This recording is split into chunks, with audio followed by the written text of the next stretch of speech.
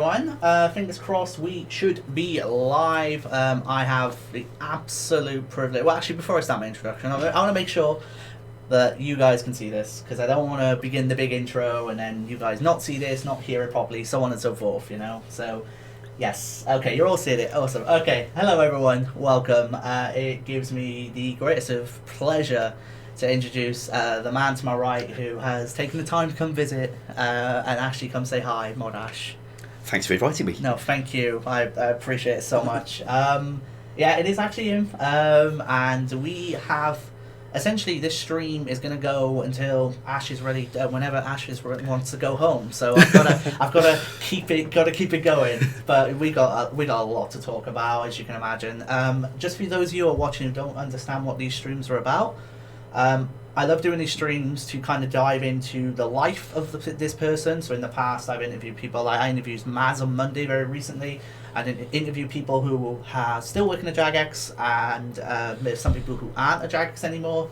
Just to kind of dive into their life, stories from their time there, everything else in between. So it's been a pretty crazy week already. I had Maz on Monday, we have Ash today, and I'm also interviewing Mod Ryan on Saturday, which will be for a Game Blast charity stream as well. So sit back, minimize the stream, or we'll keep a video up if you want to watch no doubt expressions and reactions to everything that comes up. So yeah, we have a blessing in my mind to have this opportunity. And yeah, we're going to just keep this, crack on and keep going really. And of course Ash with his complimentary drink. Well, also my throat goes really dry if I don't bring something like this along. And if you need a refill, then I'm happy to go quickly refill while you answer questions or something. just to put that there as well. So I mean, let's just dive into it, of course. Ash, mainstay in RuneScape, old school Jagex as a whole, 15 years from 2000, like the years, 2004, right? Yep. You started 12th July 2004. There you go. So 20. I mean, coming up to year 16. Yeah, 15 and a half years now, and hitting 15, Jagex gave me a very nice little. You tweeted about it, right? Yeah, they gave it me at the Christmas party, and along with Mod Noldor, who also hit 15 years. He's been with them a bit longer than I have, by the way. And it's a lovely little glass thing with my name engraved in it. Somebody asked if I'd leaked my full name by tweeting it, but frankly that's been public knowledge for years, so I wouldn't worry about that. Oh man, and obviously for you guys, feel free to ask stuff in the chat, but I kind of have an idea of where I want this to go, and if we see anything that we pick up on, if Ash, let me just zoom the chat in a little bit so we can see a bit more. If we see if Ash sees anything he wants to answer, then feel free to do so, but as you can imagine we have a lot to talk about. So 15 and a half years, but let's go back to a time before Jagex even had Mod Ash there. Yes. What was life like before that? So I'm a second year at uni, doing materials science at Cambridge, and I've just been dragooned into joining the church choir for the university's Catholic chaplaincy. It's a folk choir in these days. I've joined as a violinist because I hadn't started singing in those days, and the other lads in the choir, we all meet on Fridays to practice and then have a drink and a burger from the local van of death. And one of the lads he'd recently graduated, Andrew, he graduated but was coming back from Nottingham every weekend for this choir to hang with his mates, and he was banging on about this RuneScape thing and how he was going to launch members for it, whatever that meant. It didn't mean jack to me because I'd never heard of it, and well, I thought I was good, very serious persons. I'd come to Cambridge to study, hadn't I? I asked his friends what it was he kept talking about, what RuneScape was, and they said, "Oh, it's this mad thing Andrew's put on the internet, right? So, where people click on rocks all day, and Andrew gets money." And I suppose that's one description of the early business model before subscriptions came in. And of course, in Classic, you've got to remember that you did have to click on the rock. It used to be apparently you used pick on rock, but they'd made it easy escape by letting you click on the rock. So you had to use the pickaxe on the rock. I believe that's what Classic had before, but that's slightly before my time. So you click on the rock and it would say, you swing or pick at the rock, you slip and miss the rock, you swing or pick at the rock, you succeed in getting some more, that kind of thing. And well, his friends described RuneScape in these terms, and I thought, oh, I've got to get me some of that. So I went and read his website, the whole website with the description of all the skills. Is it? Oh, sorry. So he used to have the RuneScape website on his website. Well, he had Jagex.com, he had RuneScape.com. Okay. And the manual talked about the skills. It sounded really exciting. Like, gosh, all these things that lead to more things. Like, you can, if you can make this kind of bow, then you can get this kind of arrow, and the better the bow gets, the better the arrows get. It felt like a really neat world that I wanted to live in too, and so I started playing. So let's support local industry. Yeah, it's not distracting me from my studies at all. I'm supporting local businesses, and started playing free to play because don't believe in spending money on that kind of thing. I'm a student. I can't study. Until obviously I'd done Dragon Slayer and I subscribed like everyone else did when they did Dragon Slayer. I mean, I don't know exactly when I started playing, but there wasn't a tutorial island. There was no tutorial island. Correct. You started in Lumbridge and you chose a class.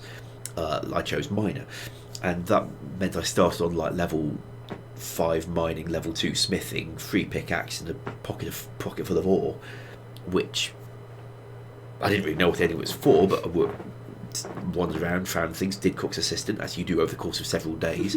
Trying to find, well, here's a windmill. It doesn't do maybe if I use this on that, but use this on that. Aha, use it on the hopper, it goes in. Bear in mind, I've never been a bloody windmill. How do I know what a windmill's for?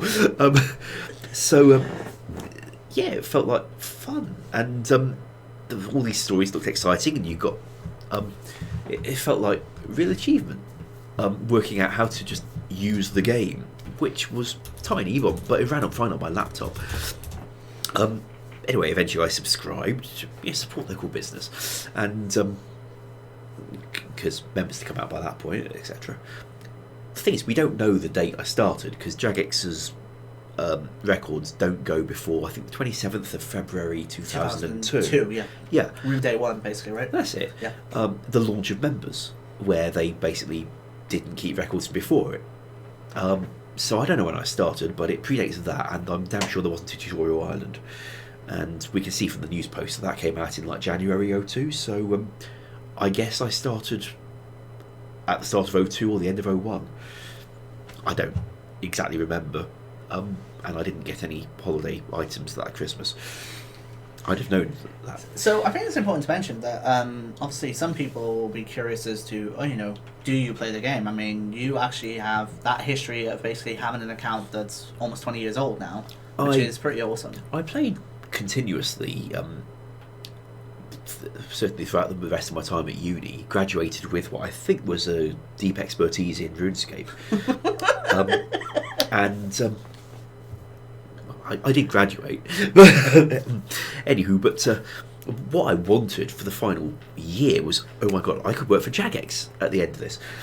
I'd been offered a place in a shared house with some of Andrew's mates, because their third guy was moving out to get married that summer, just as I was coming up to graduate, and they needed a third guy to make up the numbers and make up the rent.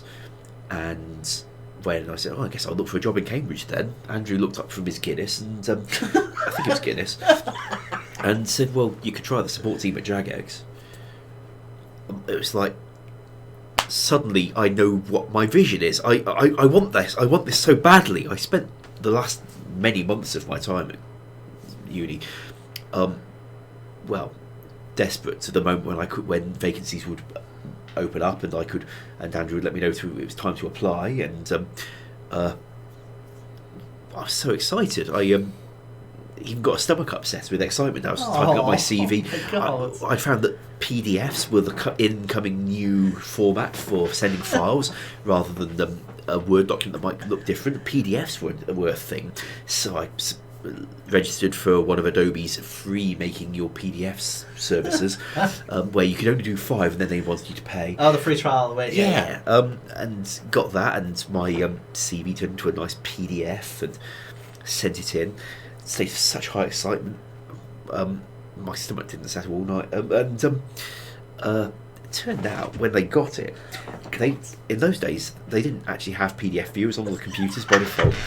So the head of support receiving my application to his team found it was in this PDF format, and this is before Kelvin's days, by the way.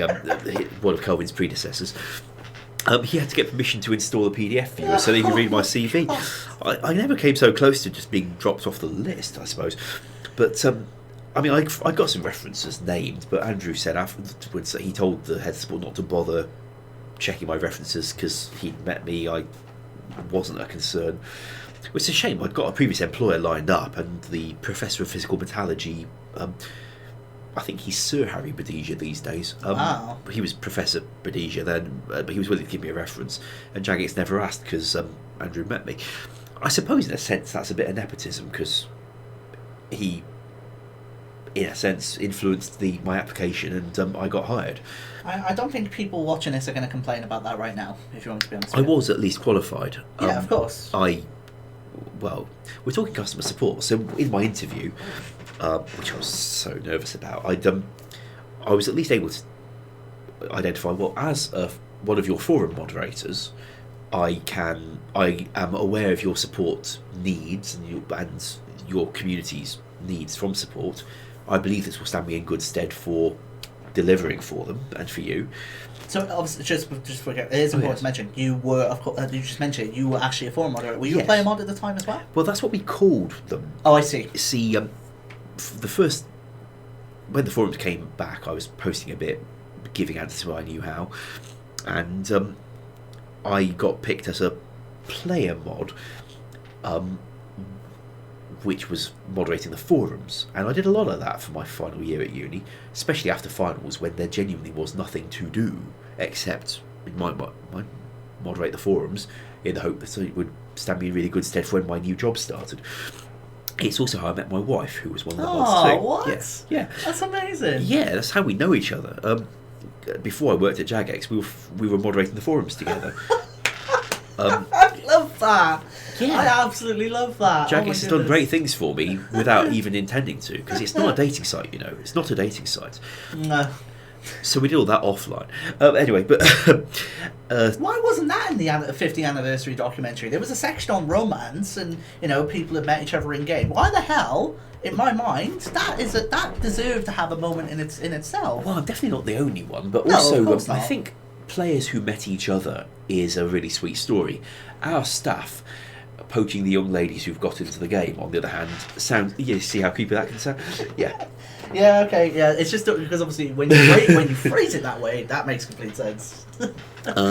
Yeah. Well, yeah. So that's where I got it from, and obviously I stepped down as a forum mod.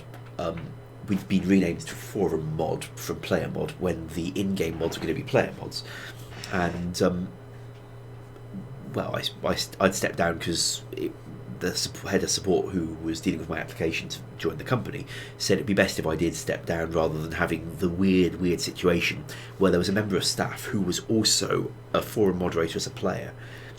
He felt that the conflict would be problematic. So yeah, I stepped down, and that was all fine. They seemed sorry to see me go from the community of forum moderators because I was known among them, and I wasn't giving any reason as to why. But well, a few weeks later, I was able to pop up again and say, "Yeah, it's me again. Hi." Hi, with a gold crown. Like, Yeah. I'm here now. Yeah, and gold posts. And what I really wanted was to be one of the forum curators for the support team. I mean, you don't get that in your first month in the job, but it was something I was working up to, and I got it in my second month in the job. Well, the company was growing fast. I should mention there was a slight tactical thought to me joining Jagex. Like, I was graduating with a science degree and going for what was then a 12k salary in a support team, and many of my friends wondered why I was doing this. It's partly I wanted to stay in Cambridge. I wanted to work on RuneScape. I really wanted not to move back in with my mum in Derby. No disrespect, Mum, but it's better when we're not living together. And and I just wanted all that. So yeah, the starting salary was not great. And by the way, Andrew told me it would be 14, and it wasn't. It was 12. But I think he was taking into account all the performance-related pay that I could accrue once I'd been there a bit longer. Anyway, so it was 12, and that was all right. But yeah, I was working my way up to being a forum curator. Was this your first job? I had previously worked in a residential home in Nottingham for adults with learning difficulties. Wow. Funny enough, with some similar contacts to who the Gowers would have known from when they lived further north.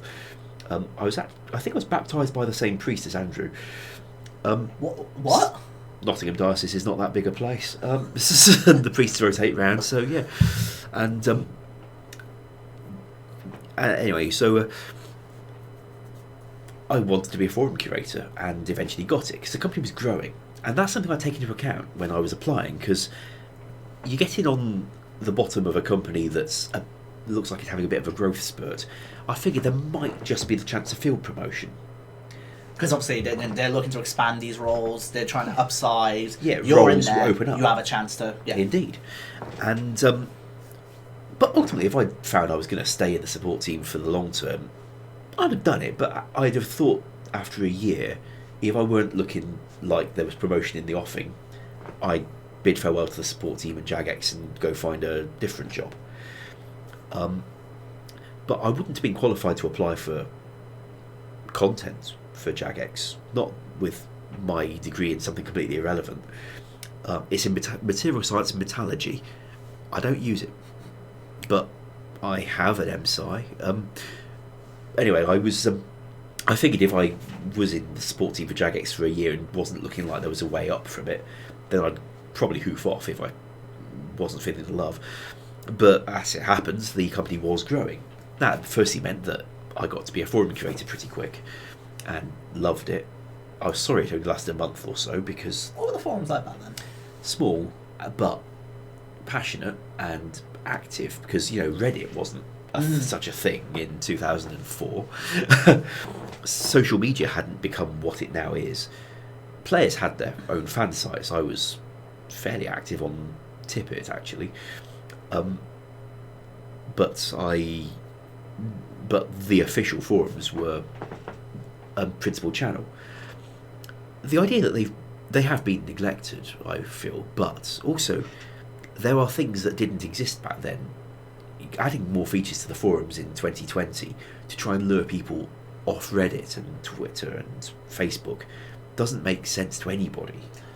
Well, I mean, if you look or at Discord. if you look at the industry, I mean, let's look at a very recent example. Like PlayStation yesterday announced they're closing their forums.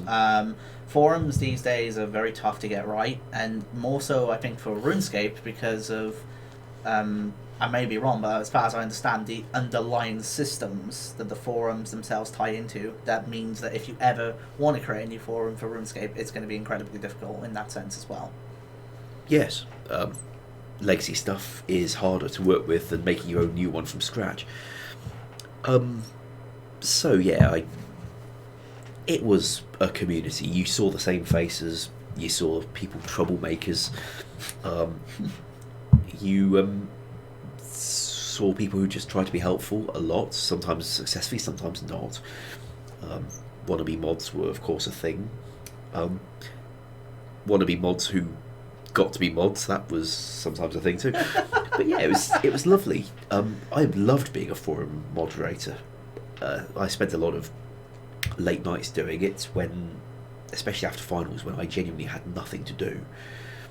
So this I think kind of covers your entire time in Jagex, but one thing that always stands out to me is that, do you ever switch off when it comes to RuneScape?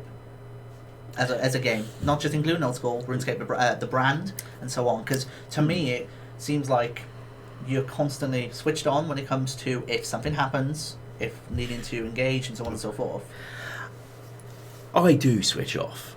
I play in an orchestra. I do some finance oversight for a local charity. I have a wife and stepdaughters. I'm not focusing on RuneScape all the time. It would be, I think, unhealthy. and certainly antisocial. But I prefer to see things handled, and I find that if I just put a little extra effort here and there, things occasionally work out better than if I didn't. Like, I love that mind. Like, yeah. like that was what I looked at it as. Like for me, like a little, like 5 minutes of my time where I can do this little extra thing that could make a difference. Why not do it? My father worked 6 days a week for almost my entire life that I remember when I was at home. He was on the... Oh, he was working at the University of Derby. He was on the senior council by the time he retired, but clerk to the senior council. Enough that they flew the flag at half-mast when he died on the university. They liked him. They credited him with helping them get to be a university by working out what it would take to tick all the boxes and get the application in and get accredited as a university. So they put that in his obituary.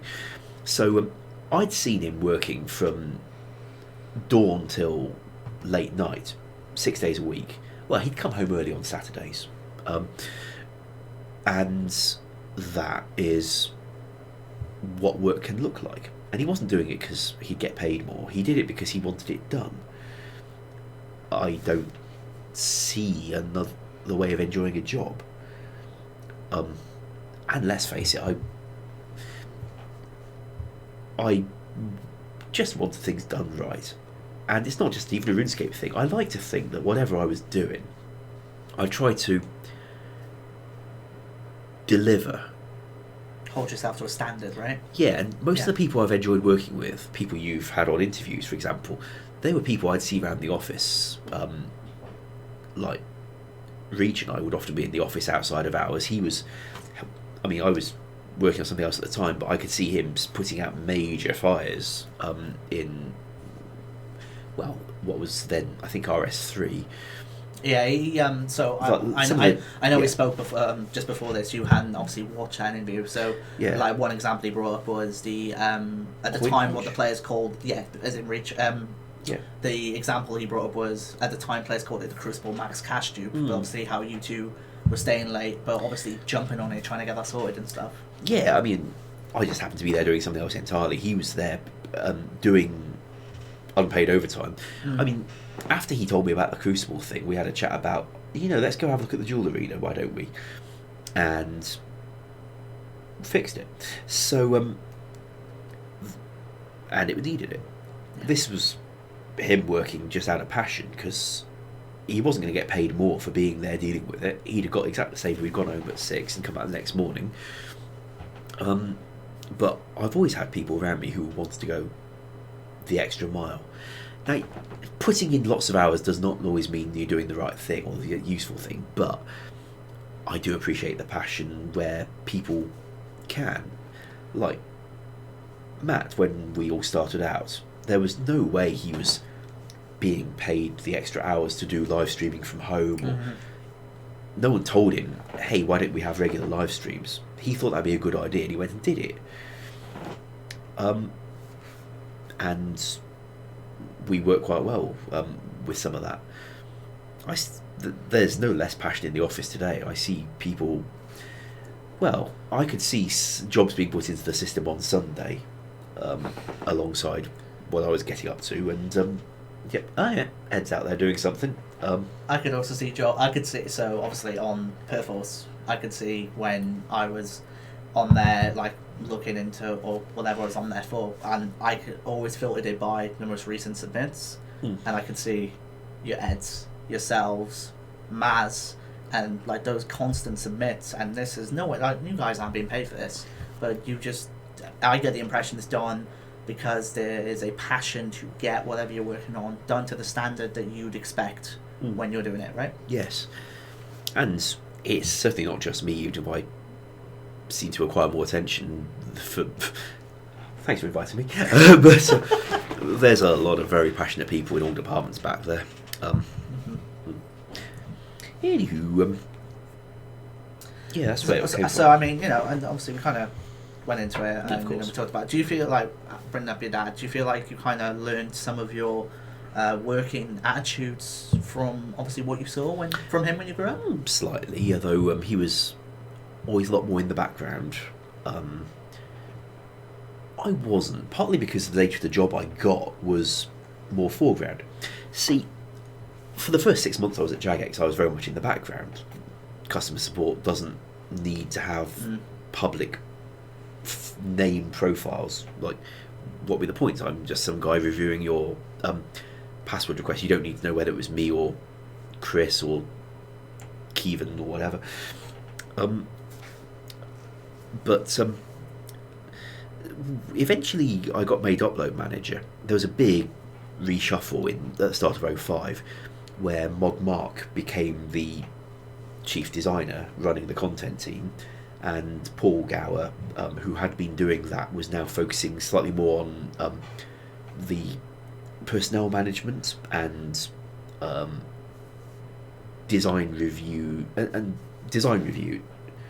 No, I think Mark got the initial design and Paul got the playthrough at the end. That's their different points to give their different perspectives. And the tech admin that Paul used to do, overseeing the repository, like now Mod Easty. So it's Easty for RuneScape and Rock for Old School, correct? That's right. Yeah. Yes. But in 2005, it was me for RuneScape, and they didn't teach me RuneScript or anything. They just said your job is to merge files from this folder to this folder. You'll be given a list of the ones we want. Try not to miss any off the list. And if you find a merge conflict, ask Graham, he'll help you. Thrown in a deep end a little bit. It was a deep end. I'm not going to say it worked smoothly initially, but do you want to swap chairs, by the way? Right. Are you sure? Yeah, I'm fine. This one doesn't squeak. Ha. No, we can swap. I found a new angle now. It's working. Okay. Thank you. That's right. Sorry about the squeak. And actually, just if it's okay, so before we jump into Release Manager, I kind of just want to go back a little. I want to kind of talk a little bit about player support, if that's okay. So obviously, player support back then, you mentioned it's forum creation. How long were you in player support, did you say? 3 months. 3 months. So during those 3 months, was there any, what was the team like back then? What was the working environment like back then? The office was 40 guys and a woman. Gender balance in the industry is what it is. And she quit.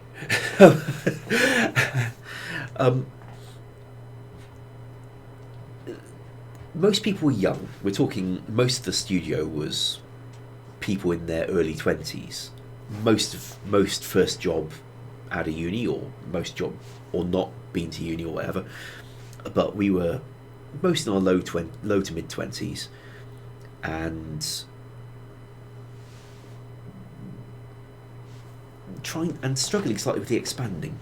See, the mini clip deal had just been done in this era, and for all, RS2 had been out for a while and was bringing in more players than Classic had been. Mini clip started causing growth faster than the studio was expecting and knew what to do with. Like, it used to be that Tom would come in at 7 in the morning, because that's when his shift started, and he'd go through all the account names created the previous night and deal with the offensive ones. And then one morning he comes and says, "There's 1,000 of them. What am I going to do with that?" That was new. The company was not prepped for that.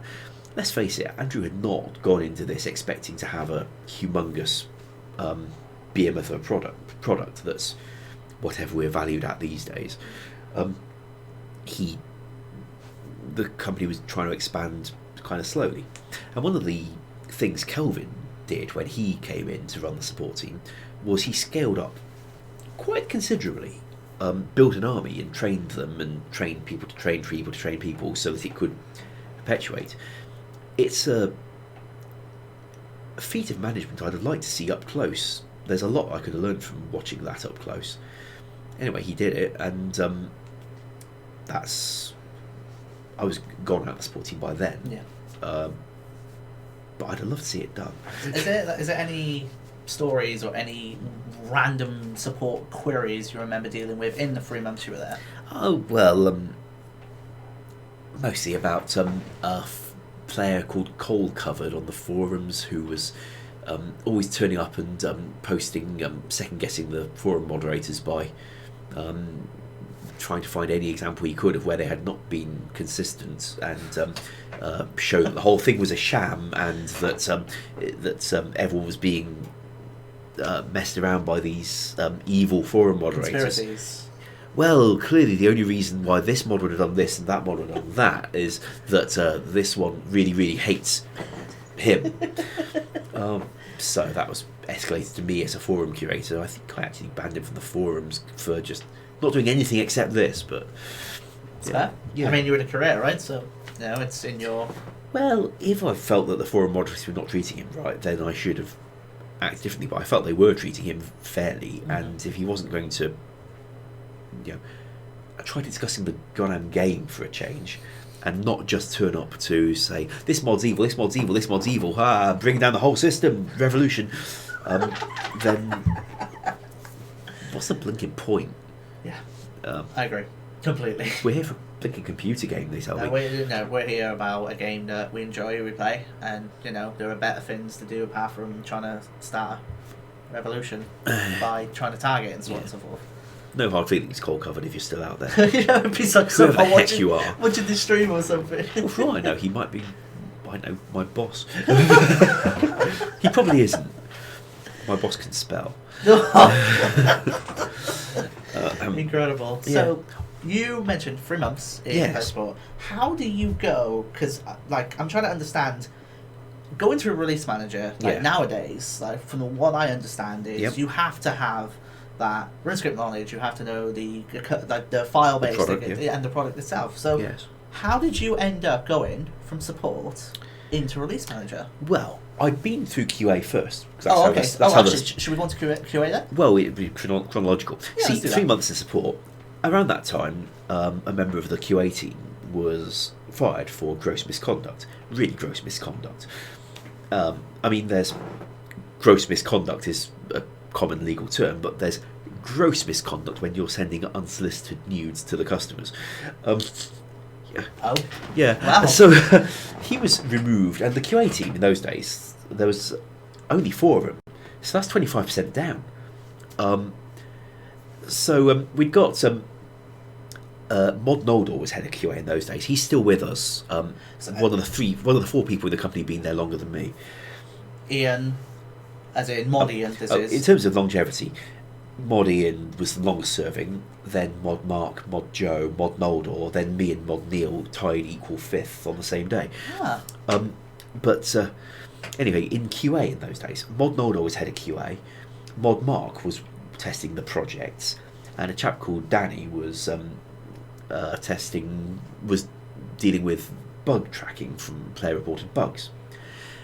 Their colleague had just been removed, so Danny was promoted up from bug tracking and on to testing projects, and I was brought in from support to do bug tracking. And this was a sort of emergency field promotion because, let's face it, they didn't have time to put out a job advert and wait weeks for somebody to be brought in. They needed some of the support team now, and they were sent me. There's a bit of ambiguity there because the head of support told me I was moving over permanently, and Mod Noldor was under the impression at the time that I was only a temporary secondment, and he should send me back after a few weeks. And I had this sudden nasty feeling that I might fall down the middle, right? And you fall down the gap between the 2 buttocks, you end up in a bit of an arse. So anyway, but it turned out I was there permanently, and quote right there. Sorry, that was incredible.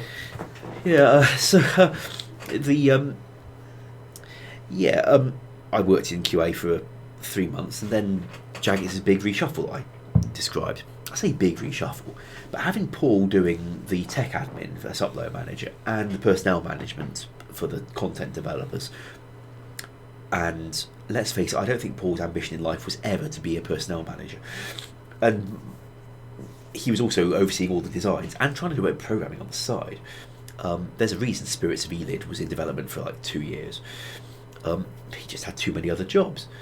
So they decided they'd split his role into 3, promote Mod Mark from QA over to be a new top designer alongside Paul, and bring me in to try and do the tech. Now, thing is, you put it down on paper, you'll be listed all these files, copy them from this folder to that folder. Sounds easy, and it should be easy if that's all there was to it. But seeing that, oh, there's going to be a conflict because there's a bit of code in here for a future quest that's not due out yet, then working out how to work around it. Yeah, sure, just comment it out. But it's the kind of thing where, you know, I was taught a little, but I learned a lot on the job. And, you know, there was a lot of trial and error to it. We're not, bear in mind that things like Git, Perforce, all the other. Yeah, so I was going to ask, like, obviously you didn't have file systems like them back Correct. then. How so obviously nowadays you have rendered worlds, you have your different content streams and so on. Yes. That wasn't a thing back then? Correct. There was one work in progress repository, WIP. There was one release candidate repository, RC. Everybody worked in WIP together. It was more scalable when there was only like 7 devs in the team, but not great, as you can imagine. And my job would be to update the RC with what we wanted to ship next, from taking the bits of WIP that we wanted and not the rest. And then every update day, Andrew would deploy the RC to live, and I'd start building stuff in for the next WIP. So if I'm understanding this correctly, because it's all on one content stream. Yep. Every week you're having to go in, look at these projects find the projects that haven't been scheduled to go out yet. Yes. Take them out. I didn't have to take them out. Comment them out. No. I should say. You're doing it file by file. Yeah. See, at no point do you ever take the whole stream. What you're doing is saying, the developer who wrote Zoga Flesh Eaters, and I'm going to pick this one on purpose, he's given me a list that says he's edited these 30 files to make his quest. Now, obviously, all the ones in the quest _ Zoga Flesh Eaters folder, they all want to be copied. But, oh yeah, he's edited music.rs2. Well, that makes sense. Okay, I'll go and look in music.rs2, and there's changes in there for Zoga Flesh Eaters, but also for other things being written at the same time. My Lord. So I want the map squares that are in the Zoga area. And I can tell which ones they are, because sometimes you'll have listed it. Titan try to be very obliging about this stuff. Sometimes you'll put comments in the file to say, these are for the Zoga quest, take these only. And Titan was very obliging about that. Hey out there, if you're still listening, Titan. I know he's been quite active on Twitter. Oh, okay. And I always wanted to write quests like Titan. Anyway, but there'd also be stuff in there for other quests coming out at the same time. So I'd have to say, okay, I'm not going to want these lines. I'll go into the file in WIP and comment out all those other lines. This meant that other people's content would stop working in WIP for a while because I'd commented out the lines. But it wouldn't be for very long, because having commented it out, I'd save the file, upload it to RC, and then uncomment the lines again in the WIP folder, and everyone else's stuff will start working again. That sounds so brutal. Like week in, week out. What if like a piece of content came out where, when you're bringing it to RC, 2 different projects had worked on, let's say, the same map square? Yep. You would have to work out which bits were needed and recreate them as necessary, God. work out which bits were not needed and delete them as necessary. Now, I was lucky that it seldom was a problem for map squares, but the reason I mentioned Zoga Flesh Eaters is that it was one of the most difficult merges I ever had to do in that era. Reason being, Titan hadn't just created the quest, he'd done a fairly big smithing expansion, and the files for that, for Brutal Arrows, they weren't on his list of quest files, because I guess he treated it separately. There's presumably another file list somewhere else, but I'd only been given the quest one. So when I tried to compile it, I found it's got references to Brutal Arrows everywhere that wasn't those files that you were given. Yeah. So don't pack. And my job at this point would be to identify, okay, is it failing to pack because I've missed stuff?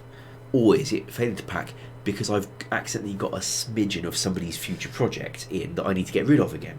So I do need to copy more or less. And my job was to deduce it. Now, obviously, if Titan had been around, I'd have just asked him. And that was always an option during working hours. But the nature of the job was I was often doing it not in working hours. So, because QA really would like to be able to start testing in RC from the next morning. okay, that means I need to give them a finished build before I go home. Otherwise, they'll spend half of tomorrow morning not testing while I'm finishing off the build. So, QA wants that. I'll try and make it happen for them. And they were very obliging. QA invited me on all their jollies even after I left the QA team. It was paintballing, so I refused to go. But they invited me. It was very nice. And so I have to identify, okay, where else are there references to brutal arrows? Oh, the smithing folder, that makes sense. Yeah, it looks like it is part of this project. Okay, I'll copy those bits over as well. And I think it took me 7 hours in total to build Ogre Flesh Eaters. And since I probably only started in mid-afternoon, it was a bit of a late one, but got there. And QA testing in RC, their job would be to try and identify if I'd missed anything. That was what they were testing, the integrity of the merge. So they ideally check not just that the quest's critical path is there, because it almost certainly would be, it's all in the quest folder, but, if there's checks being put into magic to stop you teleporting while such and such is going on, then if I missed off that file, which is the magic folder, then the teleport restriction wouldn't happen in the live game. And the quest would function, but there'd be this teleport check missing. That kind of thing is what they needed to look for in RC to make sure I hadn't missed a file. Mm-hmm. It's slightly unimaginable, especially as in the earliest days, the tool that Andrew possibly himself had written for moving files between the WIP folder and the RC folder took the whole file or none of the file. Therefore, if you wanted just this one line but not all the others, you had to comment out all the other lines and get just that one. And if you got it wrong, you had to move the WIP file out to your desktop, bring the RC file down, tweak it a little, put it back up, then put the WIP file back down in there. And I was just doing this for hours a week to make each build. How else would it be done? But they improved the tool heading into 2007 so that it would show you it would let you tick boxes for which lines you wanted. So if you only wanted one line out of the file, then you just had just that box ticked and all the other boxes unticked. Unfortunately, at first, the tool didn't have an option for unticking all the other boxes. So, and one day I had to upload a small change to almost every file in the repository, which meant unticking all the other boxes manually. Now, one of my mates very kindly wrote me I think it's called a bookmarklet, a little bit of JavaScript that you can run from a bookmark in a browser. And what he made it do was find all the links in a page and set their tab ID to null, so that when you're tabbing through, you'd tab past all the links and only tab through the tick boxes.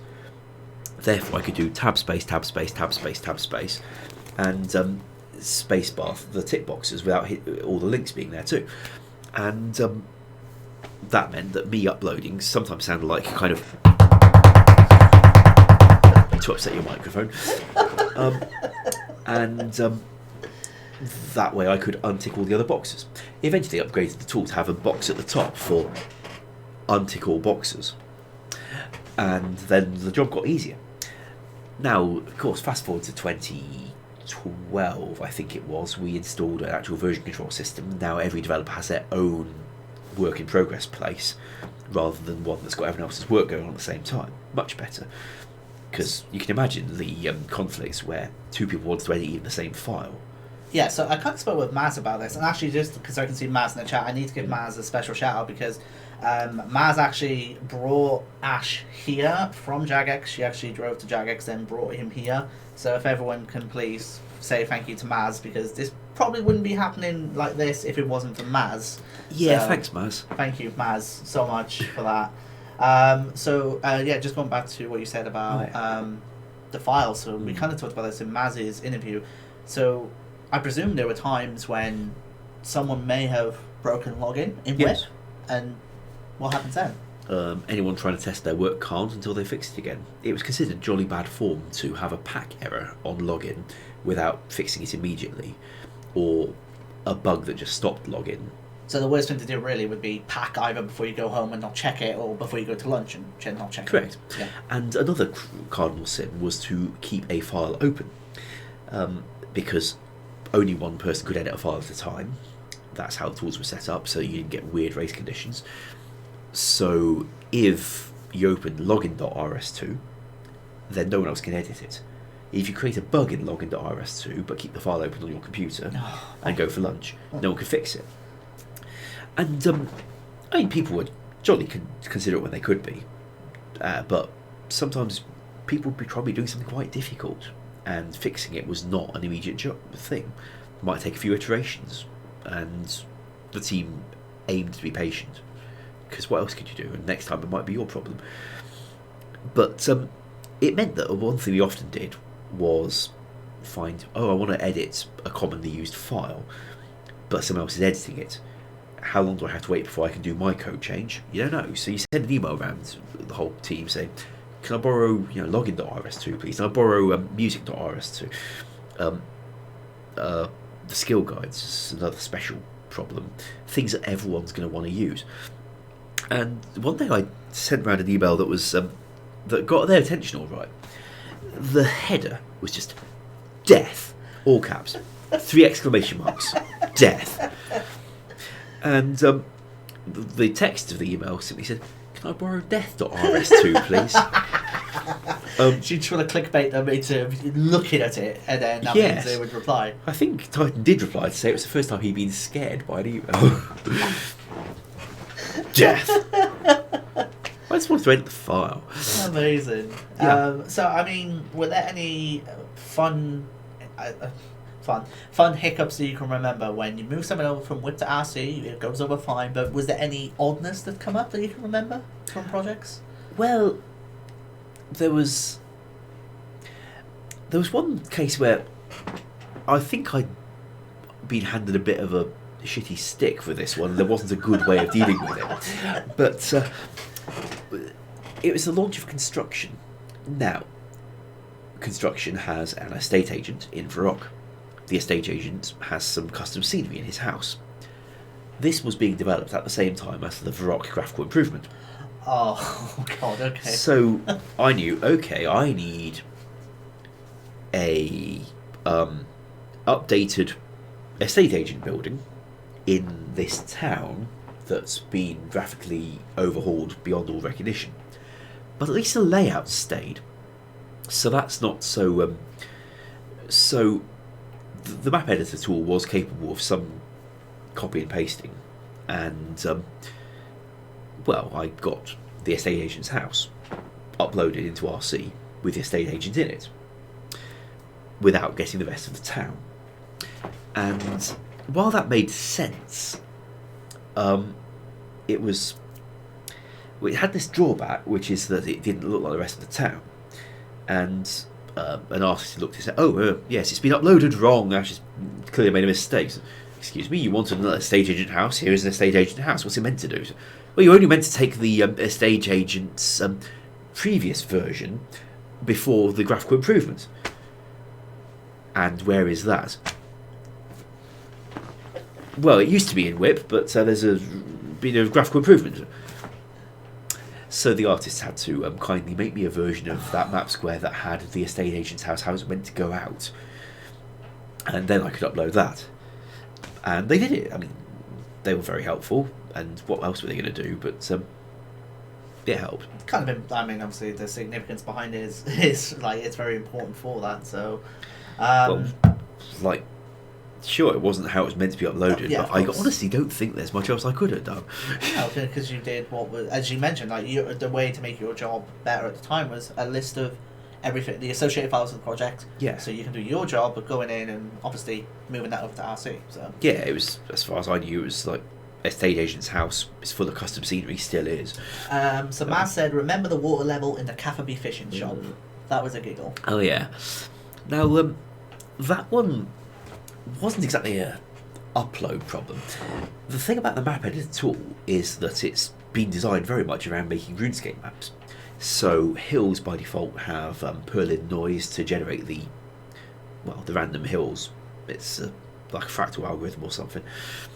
And there's a lot of features that you'd expect for working with RuneScape maps, like making water be flat and at sea level, because you don't want to have to go in and paint like level. You don't want to have to paint low height on every tile of water. Andrew made a button that you press L and it lowers all the water in a map square to sea level.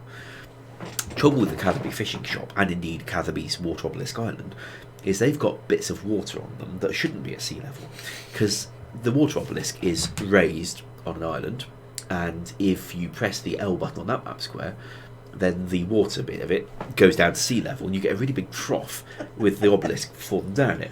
And players were a bit concerned they couldn't still use the obelisk while it's down there. But also, the fishing shop, there's two kind of ponds in there. Press L button for around there. They and the shop floor will go down, and the shop now has extremely deep hills with the water at the bottom of it. And the same goes for the drain out the back. It's looked ghastly. I mean, it's not a problem. And No. in fact, I went in game and did the rest animation just sitting on the slopey bit in the middle of the fishing shop. Somebody said, "Oh my god, the J-mod's glitching." Dude, it's the rest animation on a bit of a hill that didn't ought to be there. Whoop-de-doo. So, just for timeline purposes, so how long were you a release manager for? Full time from the start of 05 to around Easter 07. Mod Nexus took over it around Easter 07. So, obviously, during that time, of course, we have, and you've spoken about this countless times, but I feel like it's always worth bringing up because some people might not be aware of it, of course. Well, the event they're aware of, but the bits around it. So, 2006, obviously, we saw. We'll start with Falador Massacre, obviously. Why not? You told the story on the RuneScape 15th anniversary documentary. At the time you Yes. fixed it, of course, it was actually the 7th, but Well, it was in this country. Yeah, of course. It was still the 6th for another 3 hours Eastern Standard Time at least. So, talk to me about. So, at that time, you were obviously called out. So, Yes. when was that introduced before we got into the Falador That Massacre? night. Literally that night. Somebody had asked me in conversation, maybe a week or few previously, like, if we had emergency call-outs, would you be willing, Ash? And I was like, yeah, I suppose so. It's not like I was doing anything very exciting at night. It's before Monica. So, yeah, I was willing to take the calls. It used to be that only Andrew Gower himself could upload hotfixes or game updates. And, we're talking 2006. Andrew's been running his studio for quite a few years now. Andrew's even managed to sell a minority stake to Insight Venture Partners. And he's starting to feel, quite reasonably, that maybe one of the hundreds of people he employs could be the one getting the call rather than him. So he delegated the deploying of hotfixes down to the sysadmins. Just before we jump in, was there a time where you have ever had to call Andrew? Or anything you know of back then? Yes, I called him about the time when people could PK in the Abyss. The Abyss had just come out. It turned out it was Wilderness, and while the developer had hidden the attack option, that doesn't stop you attacking with, say, magic spells. And also, if you got a bit of lag on the way in, it wouldn't take away the attack option anyway. So I called Andrew about that. How was that? Andrew did not appreciate it. Yeah. Now here's the thing, Andrew also knew he couldn't leave it. But he was seeking a situation where, rather than it always being him as Muggins on the end of the line, maybe one of the people he employed could do this work instead of him personally.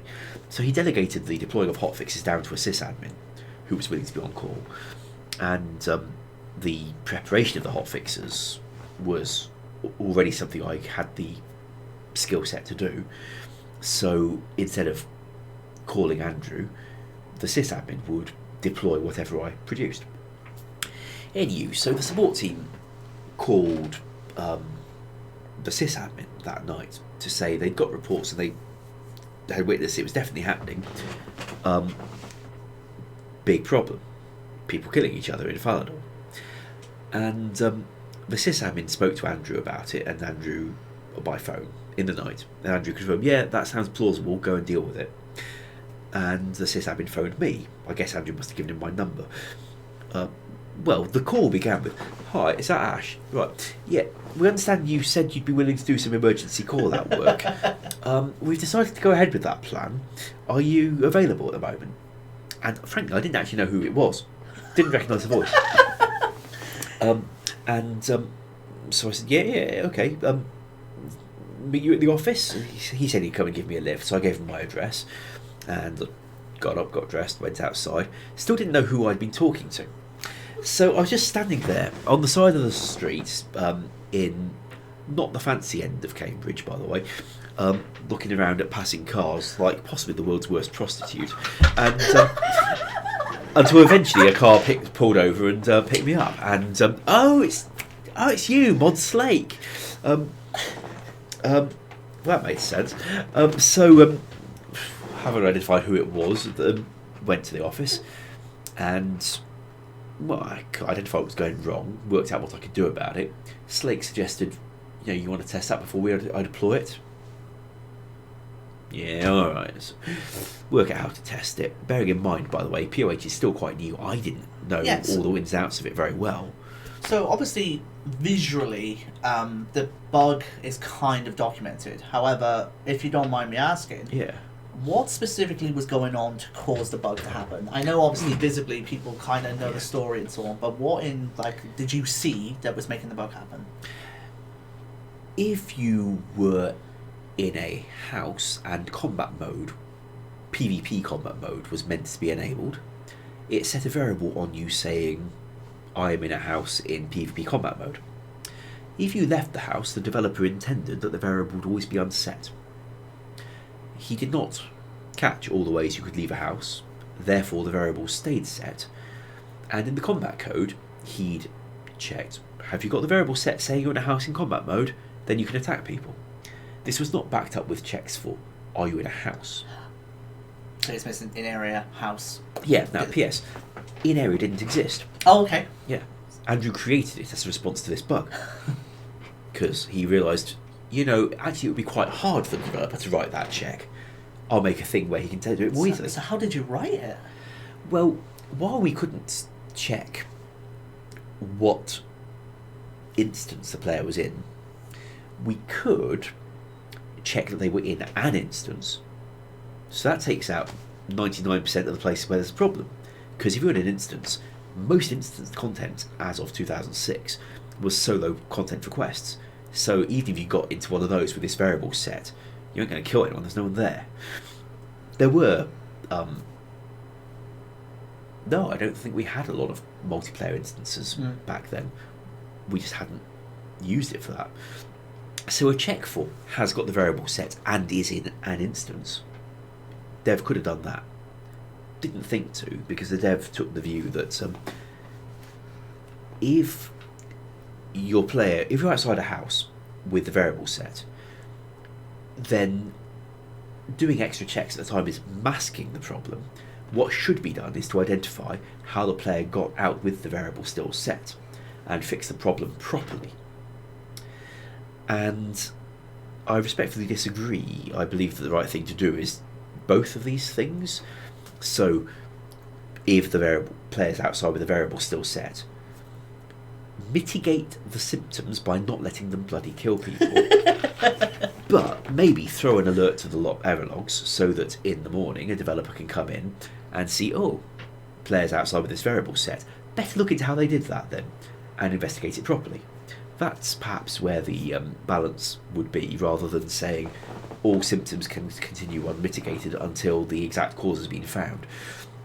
Now, I didn't come up with a particularly elegant solution at the time. What I did do was, if you were trying to attack someone, you had this variable set, unset the darn variable, and also change the house so that you couldn't turn on that mode at all. Say that mode is not available tonight, come back another day. Players are generally very understanding about thinking, this feature has had a catastrophic bug. Okay, this feature has been removed and will be brought back in a couple of days. Alt code Players bug, get that. for example, with the little U icon, or the symbol, the symbol, as in the U symbol crashed clients. That was the Mew. Oh, yeah, where obviously you stopped Bounty Hunter and other pieces of content for temporary purposes. Yeah, not me personally, by the way, but the dev who got that call, he couldn't fix the bug nicely, but he could try and mitigate the symptoms as best he could. Yeah. jolly limited in the situation of a bug like that, by the way. Anywho, so that's how the Falador Massacre worked.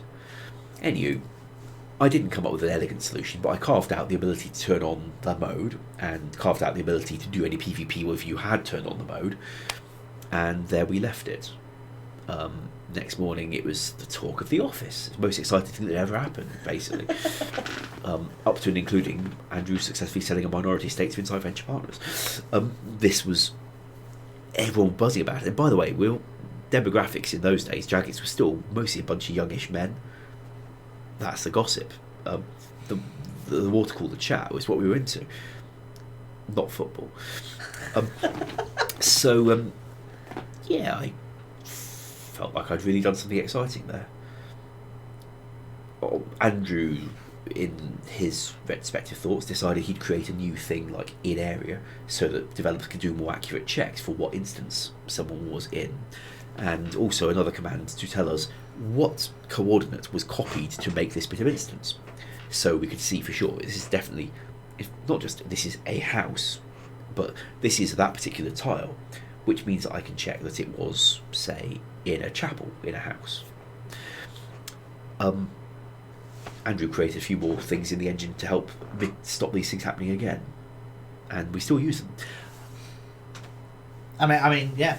I thought it was interesting because obviously, players know the story, but they never really and the RuneScape anniversary documentary didn't really dive, in my mind, into the actual what went on. Correct. In your mind at that time, of course. Yeah. Thinking about like all the constant time that's going by and you haven't fixed this yet, there's still this going on, still this going on, still this going on. How do you get that solution out of the way? So yeah, I thought it was... So bear in mind also, from my point of view, the office is silent during the emergency because I'm in the programming bit of it, and with just me and Mod Slake, the sysadmin, and we're not talking much because what's there to say? We've identified what's going on, we're going to do something about it. We didn't talk about, oh my god, oh my god, oh my god. Why would we? It didn't feel like it would help.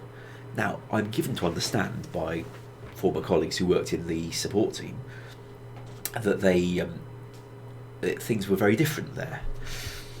Not the least of which is that the instructions they'd been given by whoever was overseeing them at that time were not actually good advice. They were told, go in the game and tell players to run to a bank, deposit your stuff, and then log out. I see that as bad advice. Why run to a bank? Duro was outside the bank. Just log out. Correct. But that's not what they've been told to say, and they might have been trying to debate back up the chain, like, why are we saying this? Surely we should just say log out, maybe. But also, Twitter wasn't such a thing. No, of course. They had fewer channels. All they could do was go in the game and watch, and apparently ask Duro, could you please stop? So player support people have gone up and just asked him, can you just stop doing this? I believe that was done. I never witnessed it myself, and it may have been an urban legend. I mean, presumably the guy's got Twitter himself and has commented on these things over the years. He must exist out there somewhere. I'm just imagining, like, just seeing like a JMO come up to you and a gold crown next to them, just saying, "Can you please stop doing this?" While Juriel's constantly just slaughtering people in front. Because I know that people wanted to just go get PK'd from him just to believe it for themselves that it actually happened. Well, Quinta Wardfish, you see it on the video. Oh yeah, I guess so. Obviously, the chat's flying by so fast. So yeah, I'm amazed. Did players support not have the ability to just kick him or ban him even then? I think they tried, but it flagged him as still being in combat. Oh my god! Amazing! So he was unbannable until you fixed it and forced him out of combat, basically. Incredible! Wow! Yeah. Yes, I think they've got slightly more advanced systems these days for that. Wow. But so there's a lot to learn then from that, of course. There's a lot they could do to him these days. I mean, in old school, we've got a few additional features that were not provided by Engine, but for dealing with a disruptive player. We don't tend to use them because the support team mostly sticks to the official stuff, but if I ran into a situation like that, I could do more than I could in those days. Mm. Which is obviously quite handy if, that situation happens. Yeah. So, there wasn't just Valor Massacre 2006. There was skill releases. Was there anything? Construction. Construction. Yeah. As well. I mean, was farming 2006 or 2005? 2005, I think. Okay. Was farming was when we moved buildings in 2005. So to 140, I believe. Yes, that's right. And one of the first things we were going to do in the new building was launch a farming skill. So it was agreed that the builders, the facility staff, would have my workstation set up, ready to roll, rather than waiting for me to build it myself, so that the game update would be able to take place as scheduled. What a benefit that is. Yes. Because obviously back then, of course, you had to build PCs. Yes. So when everyone moved, they had to build in 140. Yes, like, here's the box with your computer in it, assemble your computer. It ain't rocket science after all. And the kind of people Jagex was hiring were generally capable of plugging a keyboard into a computer and not making it catch fire, except that one time. Wait. I don't honestly know how it was done, but apparently somebody was assembling a bit the inside of their computer and plugged in the heatsink wrong, and there was actual smoke and a dreadful smell of burning computer. Oh my God. Wow, incredible. So, is there anything? So I know farm is 2005, construction is 2006. Is there anything in that era, so 2005, 2006, before you Well, were Hunt not? was still a thing. Yeah. So before, obviously, while you were still a release manager, I should say, was there anything that kind of stood out, like as interesting stories, bugs, or anything like that? Well, there was a time, I think we're talking early 06, thereabouts, where a lot of potential new armour was being designed for the game. And, Rune, the standard stuff, bronze to rune, those models had been made as a recreation of what RS Classic had, which was pretty buff plate, as I recall. And Thrander would change things back and forth for you, depending on what you needed. Personally, I was a beardy, brown-haired guy in a rune skirt for much of my time in Classic, by the way. Anywho, so there was this new player kit being designed to replace the old rune armor with this new stuff. So just obviously, just in case some people aren't aware, player kit is. I mean, the appearance of rune plates, rune legs, the same model used on Adamant and Mithril and all that, Gotcha. but though that model was being redesigned. So, the artists designed it, and they let their imaginations go a little, and some of the versions they made were a little bit more stylised for the ladies. Right. So we're now talking like rune plate legs where there's a gap between at the back between the knee and the lower buttock to show a bit more flesh. The artist had come up with this idea, possibly into a tissue, and he'd modelled it 3D and made it and put it in the work in progress.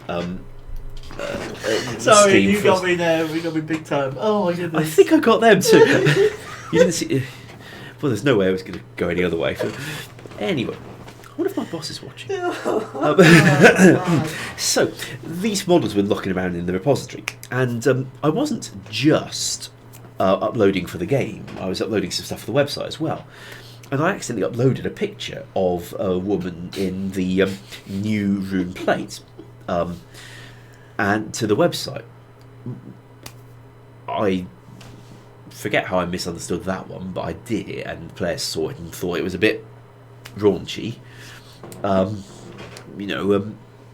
didn't really want to see their RuneScape sexualised in that way. It's not that kind of game. Not that kind of fantasy game. Years before I coined that one for the quest. Oh, the whip on the character, right? Among other things. Yes. A sarsaparilla, named after a very weird drink. But yeah, I'd accidentally leaked this picture to the website of what RunePlate could have become. Now, it probably wouldn't have ever been launched like that because, it was being reviewed by various other staff. There's a reasonable chance we would have decided, yeah, let's not do that. Design me something else before we launched anything. But I accidentally leaked it. So is this still on the internet anywhere? That picture? Yeah. No, but I can get my hands on it. You can get your hands on it? Yes. I know what the chat's going to say. Yes. I'll give it 3 seconds. 1, 2, there you go. So, dude, you know I'm going. You know I'm going to. Also, are you actually going to? Why not? And also, there we go. And also, the thing I did to Cather with the lowered water. Yeah, why not? Yeah. So have you literally like? I accidentally leaked a picture of what we thought we might do to the rune armor, and it didn't go down well. So yeah, I felt a bit bad about that because suddenly much controversy, players angry, and since it wasn't my fault for leaking the thing, it would have been avoidable if I had not uploaded that picture. I really don't know what I was meant to have been doing, but I was pretty sure I was meant to upload that picture, and it turned out I wasn't.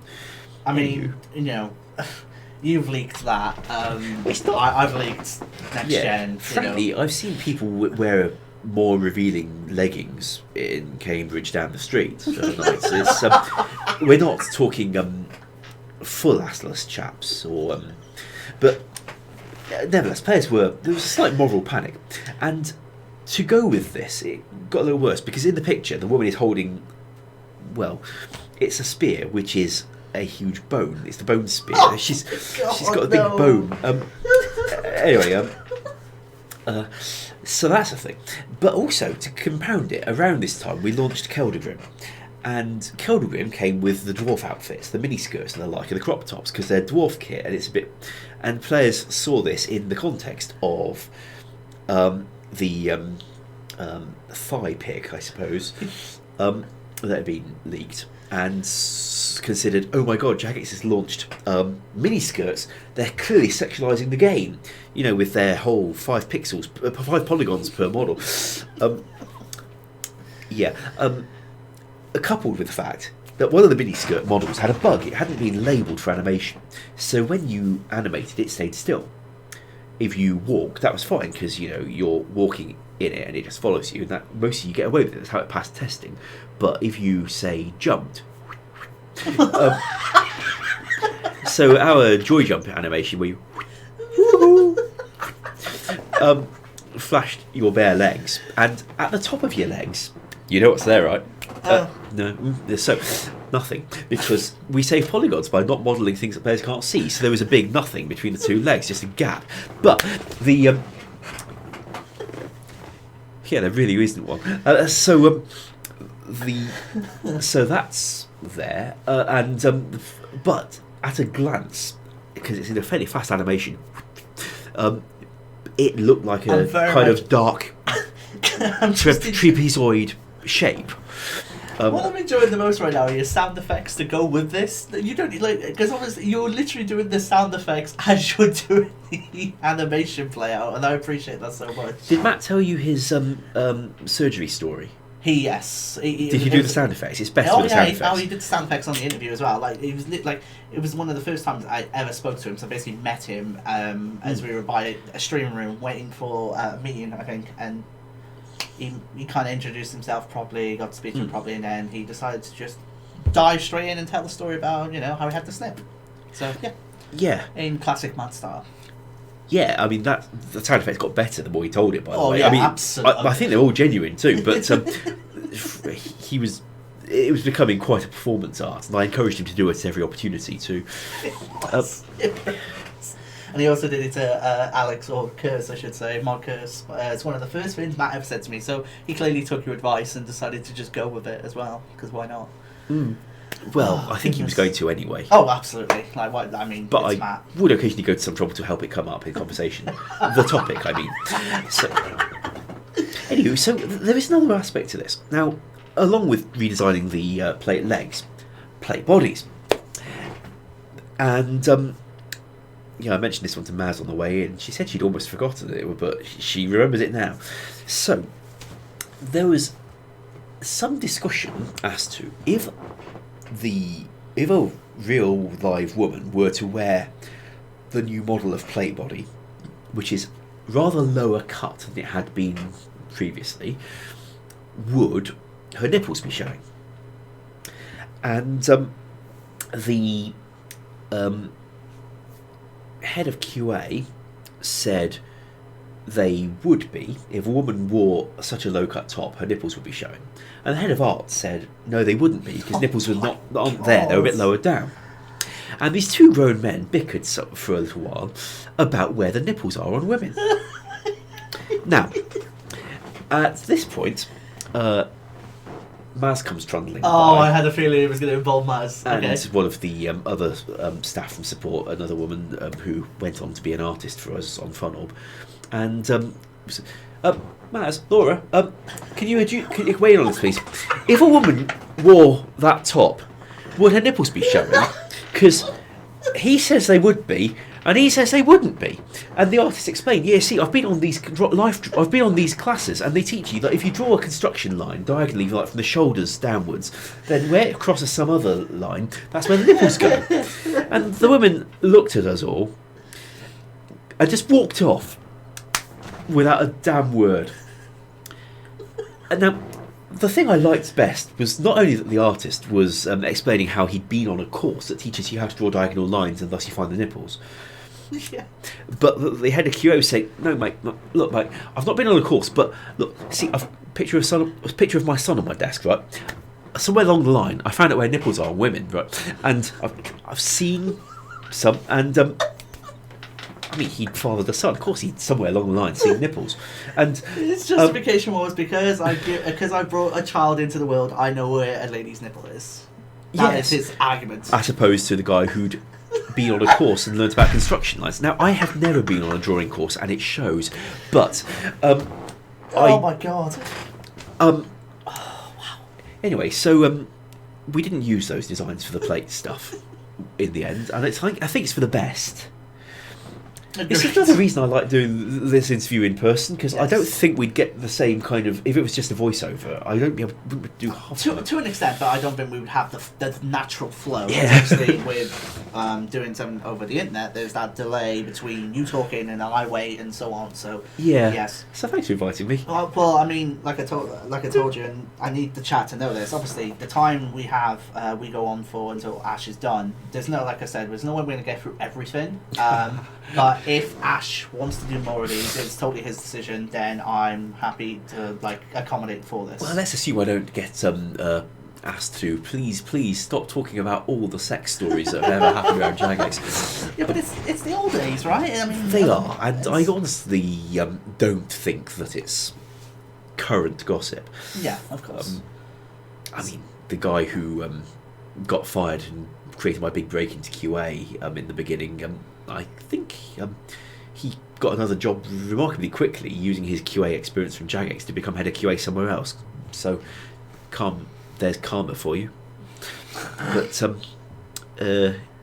I should clarify, the stream's not ending now. I just want to point this out. But what I mean is that there's no way in whatever time we may have that we're going to get through everything that I want to ask Ash. So it is totally up to Ash if he wants to do more of these in the future. I also want to make sure that you're all happy with obviously how all this is going as well, which obviously people seem to be, which is awesome. Is there any more stories pre-07, as in literally pre-2007, that come to mind? Any more rip-roaring stories like this? They don't normally come on quite that scale, but I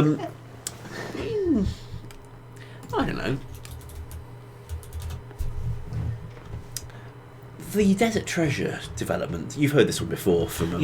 so obviously we covered this story in the 50th anniversary stream, but I feel like you're going to probably provide even more information into this now. There isn't much more, but I suspect it's not told very often, so I will take the liberty of your viewers don't get bored. Floor is absolutely yours. Yeah, They're not going to get bored, Ash, let's be real. Actually, it's one of the Reddit questions as well. It was, yeah, you're right. So, 2004, for the first and last time, and there's a reason it was the last time, Jagex decided to have interns in the content team.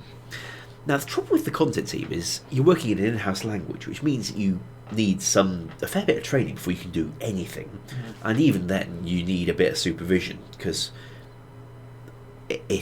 there's a lot of pitfalls you can fall into if you don't know how to keep your code safe.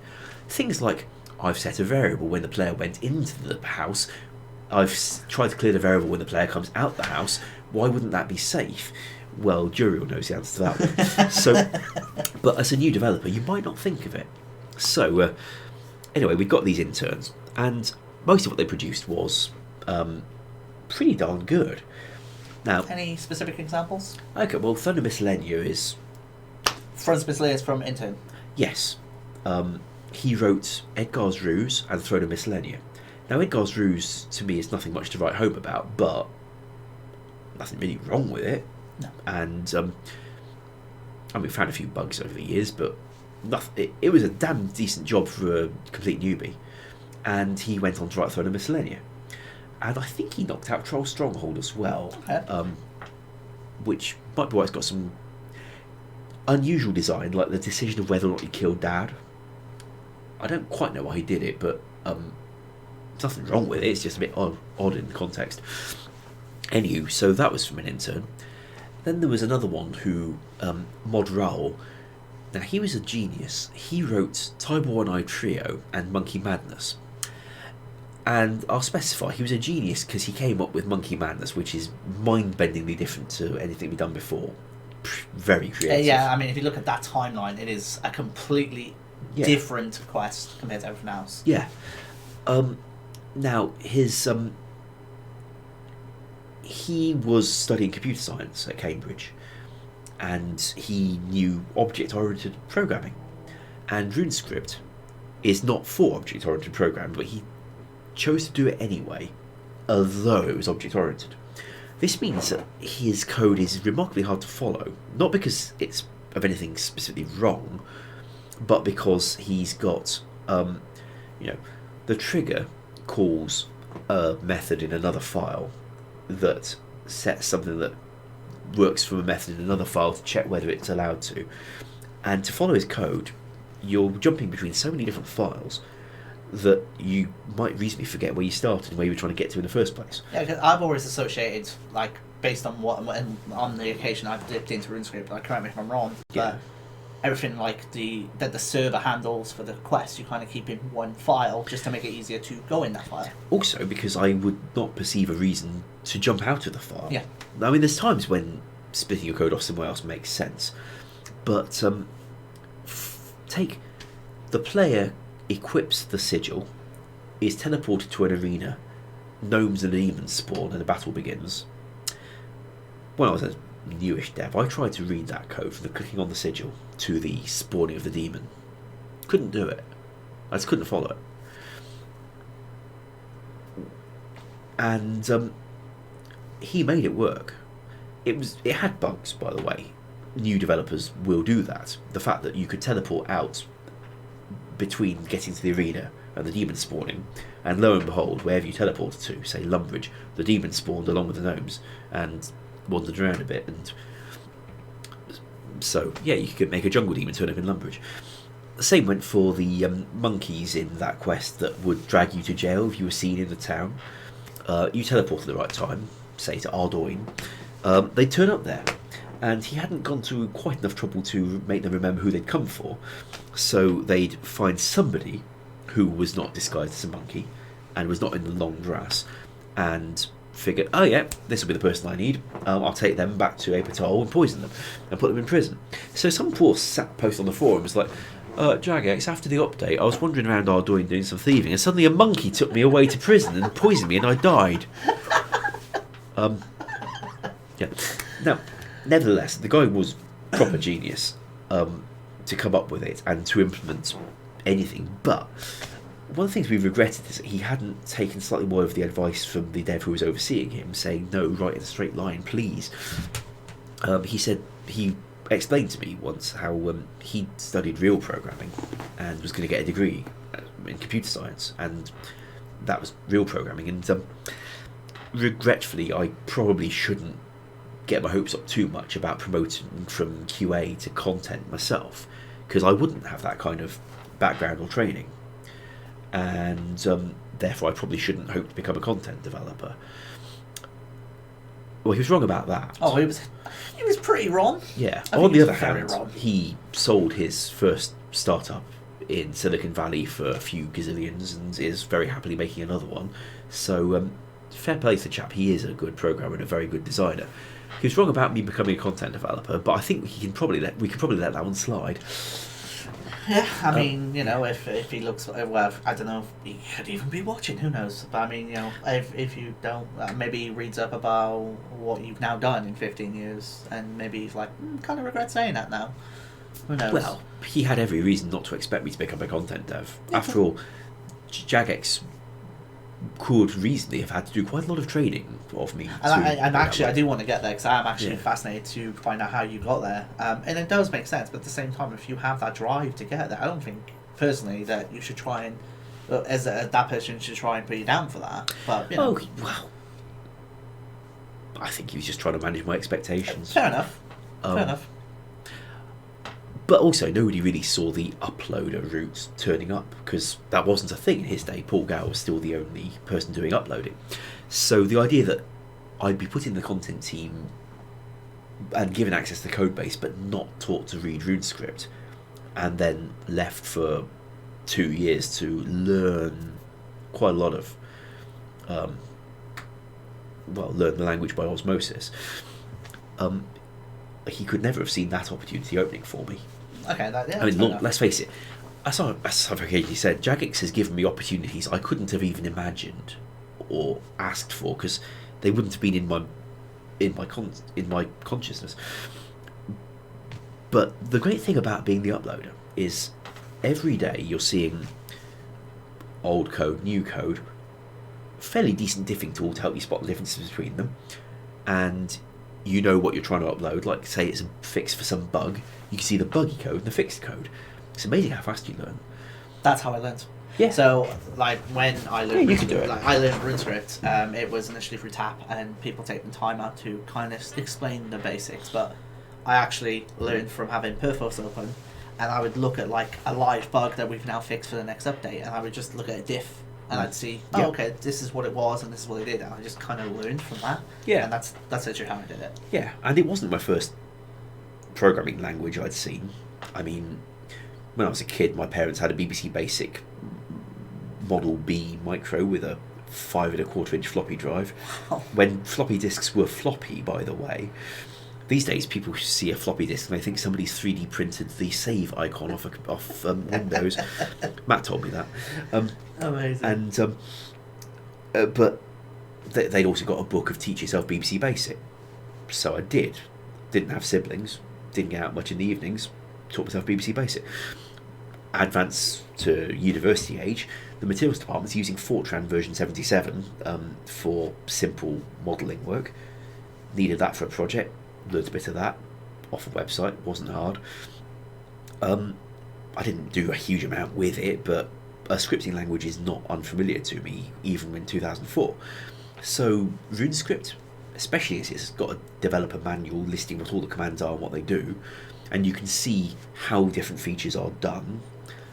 I mean, I confess I struggled to read the Agility Arena code.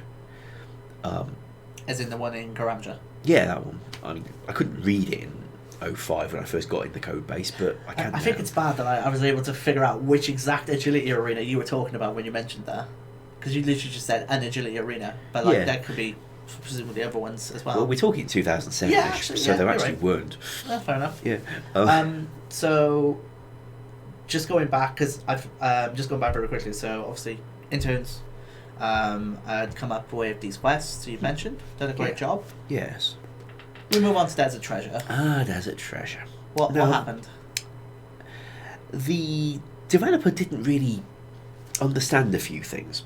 See, in his mind, okay, you're making a story in a computer game, so you start at the start, right?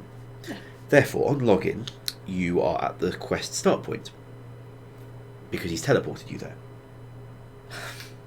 Right, that's what, yep, okay. See the logic? Yeah, that's where you start, so on login, you're going to go you're to the teleported start. there, so he teleports you there. Yeah, okay, Yeah. already off to a great start. So, yeah, that was a thing. He had to have it explained to him that other people in this game are not starting this quest. Fine. Now he knows that. And he'd written sort of 4 interlinked quests. There were going to be 4 quests with a sort of mini quest conclusion to them. Vampire Warrior, Legendary Sword, Troll Rescue. The fourth one never knew the name of. Now you can recognise some of this, like Desus the Vampire Warrior, the Troll Rescue of the Troll Child's parents. Legendary Sword, I think, got revamped beyond any recognition and has no sword involved in it in the end. But although the picture we uploaded to the website did actually show a character holding a weird ass shaped sword, which was the sword, which we dropped from the project. I don't have a copy of that one, I'm afraid. So the graphics had been made, the environments, quite extensive environments. You'd be getting the 4 diamonds, one from each of his 4 little quests, and then you do a final bit where you went through a pyramid and put them somewhere and got the treasure. Now, the idea for the sword was quite interesting. You would be doing a mission for a character who was the sword, and as your reward, he'd give himself to you as the sword. And if you lost him, then you go back and find the character there, and he'd be very annoyed because you hadn't just lost an item, you lost him.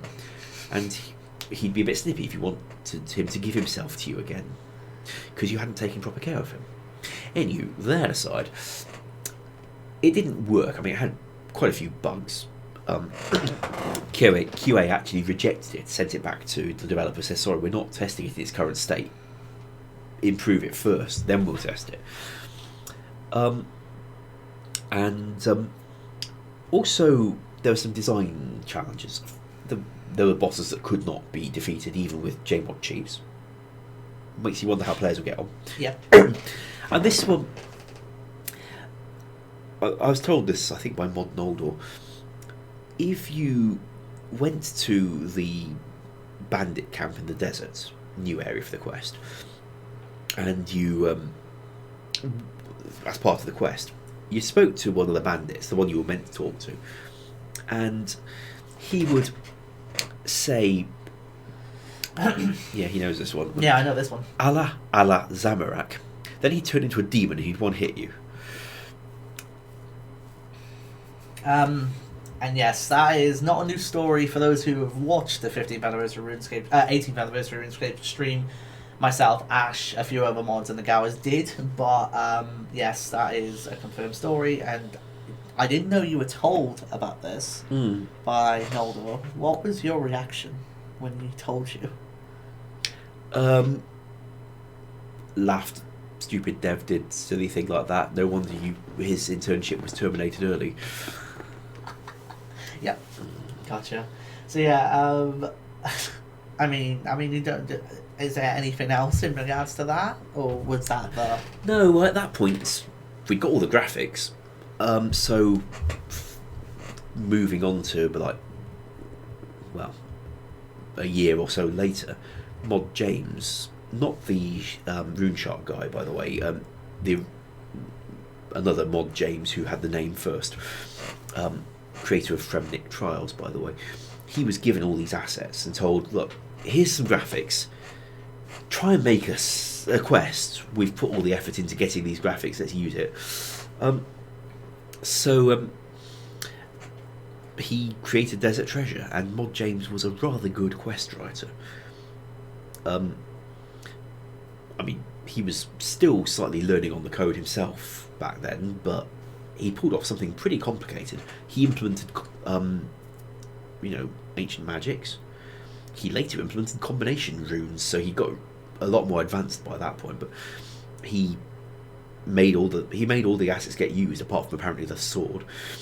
And is there ever going to be a time you ever see that sword being used? I'm not sure we've even got it. Oh, okay. That's a shame. Yeah. So, anything else in 05, 07 era that you can think of? Oh, sorry, 05 to 06. One of the weirder things, Ian Gower was also one of the interns, by the way. He was not that one. He was writing the Hunter skill for his internship. Now, that made a lot of sense, because after all, it was university holiday time. He was in Cambridge for studying at one of the colleges, Fitzwilliam, I think, and he was writing content for the game that he'd already been part of before, but being paid as an intern. Just casually doing an entire skill as an intern? Yes, including some of the 3D modelling, because he's got 3D modelling talent that was very seldom used, but he'd got it. And yeah, he made that. He told me, I think, that the prize for the best intern was a laptop for whichever intern was judged the best. And I understand that, for whatever reason, some lunatic decided to award it based on number of lines of code. Oh my god. So it went to Raoul, who'd written Taiwan I Trio and Monkey Madness, which have many, many lines of code and quite a lot of white space too between them. Just from what I understand, is he the one who did the, as they're called, TBWT prompts? Yes. Right, okay, yeah. Yes, Taiwan I Trio. Yeah. Not to be confused with the cleanup. Yeah. That's absurd that it's the most lines. What? That's a version I'm told, and well, from what I recall of being in those days, he didn't have a fancy laptop, so I guess it's probably true. Unbelievable. I mean, kudos to the guy, Chris, who wrote Throne of Miscellanea and Edgar's Ruse and possibly Troll Stronghold in not a very long time, because Throne of Miscellanea is, you know, conceptually innovative. Still a great quest. In Yeah, my opinion. I still enjoy it. Well used. Little heteronormative, shall we say. And I imagine quite demotivating in a way. Like, if you think about it, like, I don't know, I think that's bizarre to me. It's really strange. Anything else that you think of? No, but due to the amount of time that a more senior dev, Mod Dylan, had to spend polishing up the code written by the interns before it could be launched, which I gather was quite a lot of Monkey Madness before it was bug-free and launchable, and also the time he'd spent supervising them when they were here, coupled with the Desert Treasure fiasco, the studio felt that having like 5 months of Dylan's time locked up with supervising these people, training these people, supervising them, and then fixing things, he could probably just write more content if they left him the hell alone. So now people coming into the content team are only taking if it's a permanent placement rather than temporary contracts. Your thoughts on that in general? Do you think it's still applicable to do that even today? Depends who you bring in. Okay. See, you get somebody who's an old school player who already knows the game. That would be different from the people we normally get. Like those interns, apart from Ian, wouldn't have known the game. That's partly why you get such different things, like a quest where you can choose to fight the boss monster and kill him, or choose not to. That is a bit weird. Probably a dev who was more familiar with the game wouldn't do it. Maybe this dev was trying to be innovative in an unusual way. Frankly, he did better when he created the Throne of Miscellanea stuff rather than that particular decision, I think. And Raoul writing Monkey Madness, that's groundbreaking. And if he designed it, written the story, and then left Dylan to implement it, maybe we'd have had an easier time with it. Because there's still a lot of code in there that's a real challenge to this day. But if you brought in somebody who knew what works for the game and what doesn't, and they'd already got some programming chops in other languages, then I wouldn't mind having them as a 1 year placement. But I would like it to be a year, because even with all their knowledge and their programming talents, I'd see it being the better part of 2 months before they can be left unsupervised to make content. And you know, if you're going to put in that kind of investment, which takes a lot of more senior devs time to teach them and train them and supervise them, we'd like a good return on that investment. So people who say, can I work for the holidays? Probably not, mate. Gotcha. Alright, let's go into 07. So, as in the year 2007, not the game, old school RuneScape, or on Reddit 2007scape. You're still a release manager. You've been at it now for 2 years. Yes, and I was getting a little tired of it. I knocked out. What was frustrating Well, about I it? knocked out a couple of quests myself, Swan Song and My Arm's Big Adventure. In my uploader wasn't a full-time job as such. It was my full-time job, but it didn't occupy 5 working days a week. It did involve some funky evenings on 1 or 2 of those days, but I'd often find I'd got half a day here or there with nothing to do, and Mark was very kindly letting me write quests, and I liked it. The players seemed alright with it too. Swansong was well received, and My Arm's Adventure is, while not as well received as Swansong, was iconic enough. Agreed. Certainly memorable enough. Especially, I don't know if I've told this on stream, because I normally on a Jagex stream I can't say this one, but the Mod Mark came to me and said, Ash, got an idea. Now we've got this farming skill, I want a quest like where you're teaching a troll to do the farming skill. And maybe there could be like Joe where he's trying to rake the patch, but he bashes the patch with a rake or something, it breaks, and maybe it's a random event, doesn't know what to do with it, and maybe like he goes to Karamja or to get goutweed or something, and he beats up the whole village trying to get goutweed. Can you make a quest about that? So I sat down and started writing a quest called Troll Farming. It ticked those boxes. Wasn't a whole lot more it could do, really. And well, it wasn't very interesting, and I had another go, and Mark opened the document while I was still typing, because it was on a file share, and found that I'd now named the troll. I'd named him My Arm, and I'd named the quest at just the top of the title, My Arm's Big Adventure. And across the office, I swear, Mark suddenly bellows, "Oh my god, it sounds like wanking! I'm approving this!" Things I can't say on a Jagex stream. I possibly shouldn't say when your family's in the next room. Anyway, so yeah, it got approved. My little one's asleep. You're fine. And she probably doesn't know what the word means anyway, unless you've told her. No, so absolutely not. Yeah. Well, anywho, that's where we went with this. The quest was made, and I was going to say Mod Noldor saved my butt on that quest, because originally you do the quest as it is, but you plant the seed. After 10 minutes, the goutweed has grown, and you complete the quest. And Noldor's feedback was, can we have a boss monster shoehorned into this quest?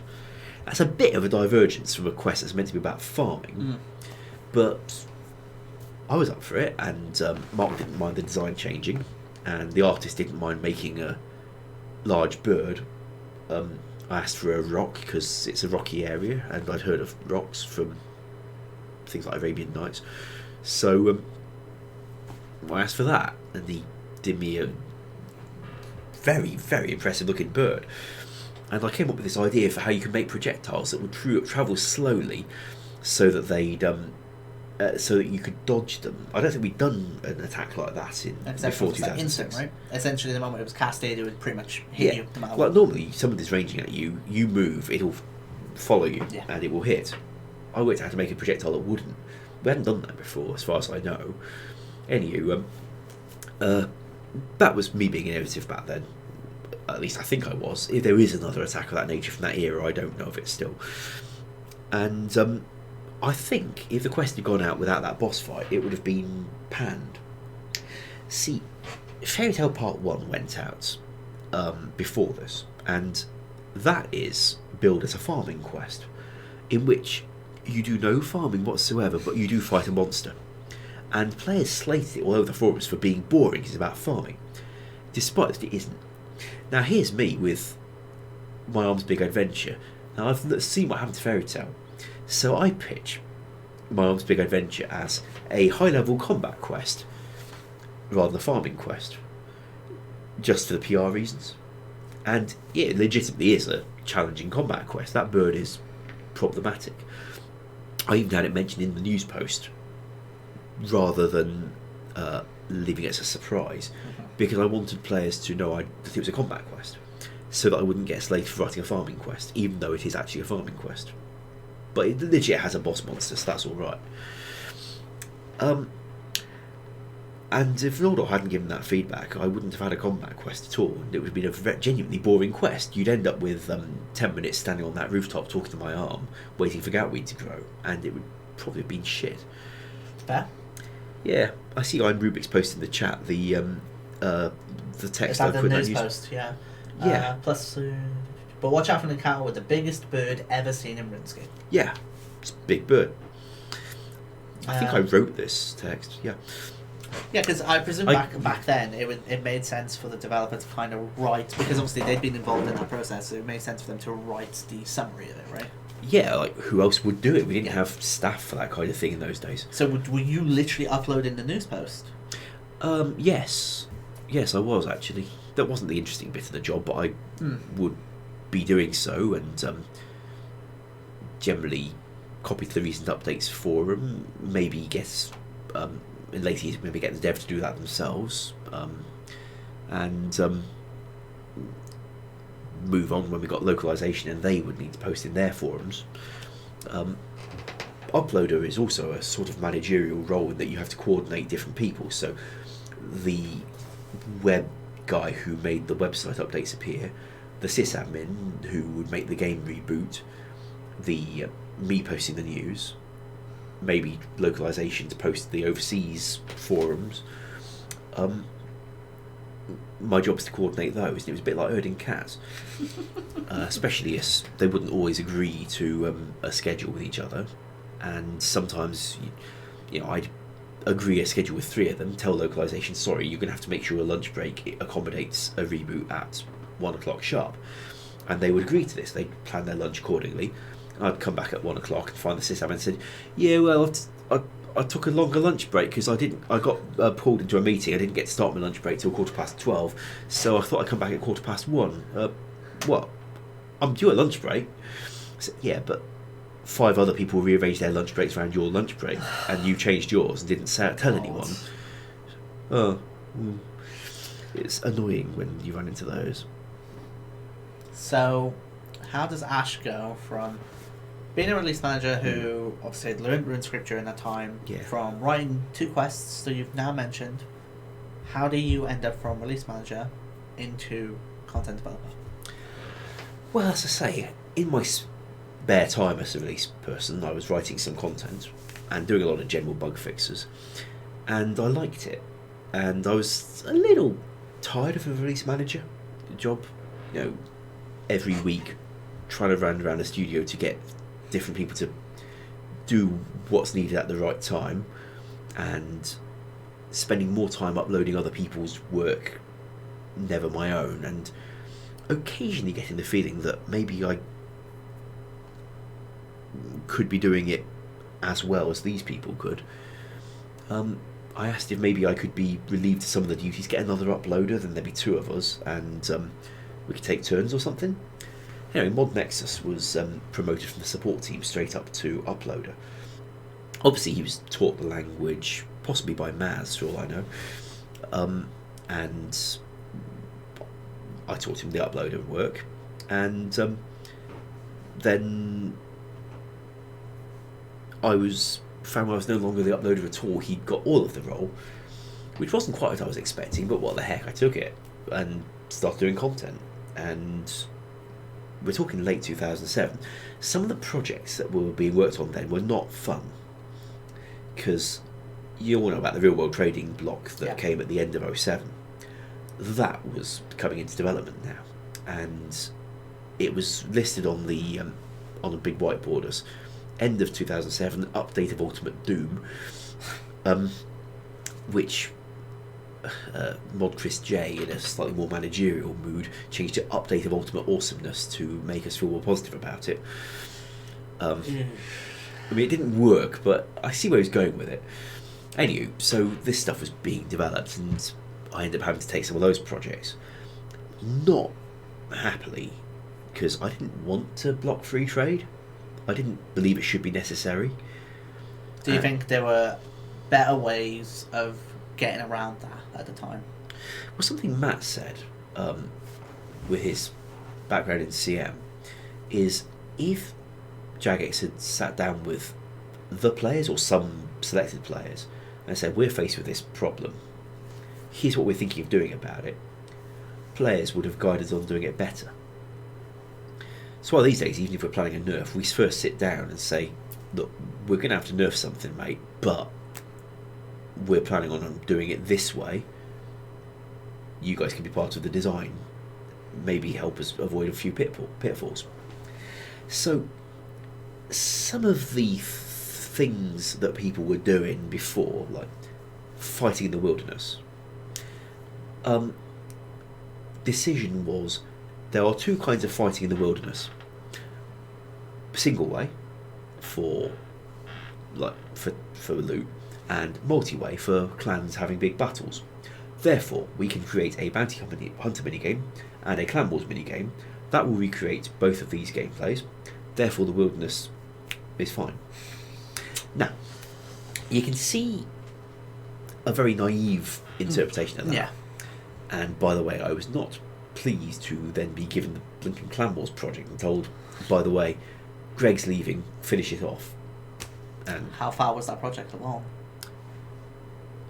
I did some fairly heavy structural work because I came up with an idea for how to write its foundations that Greg hadn't thought of. Like how to tie it to...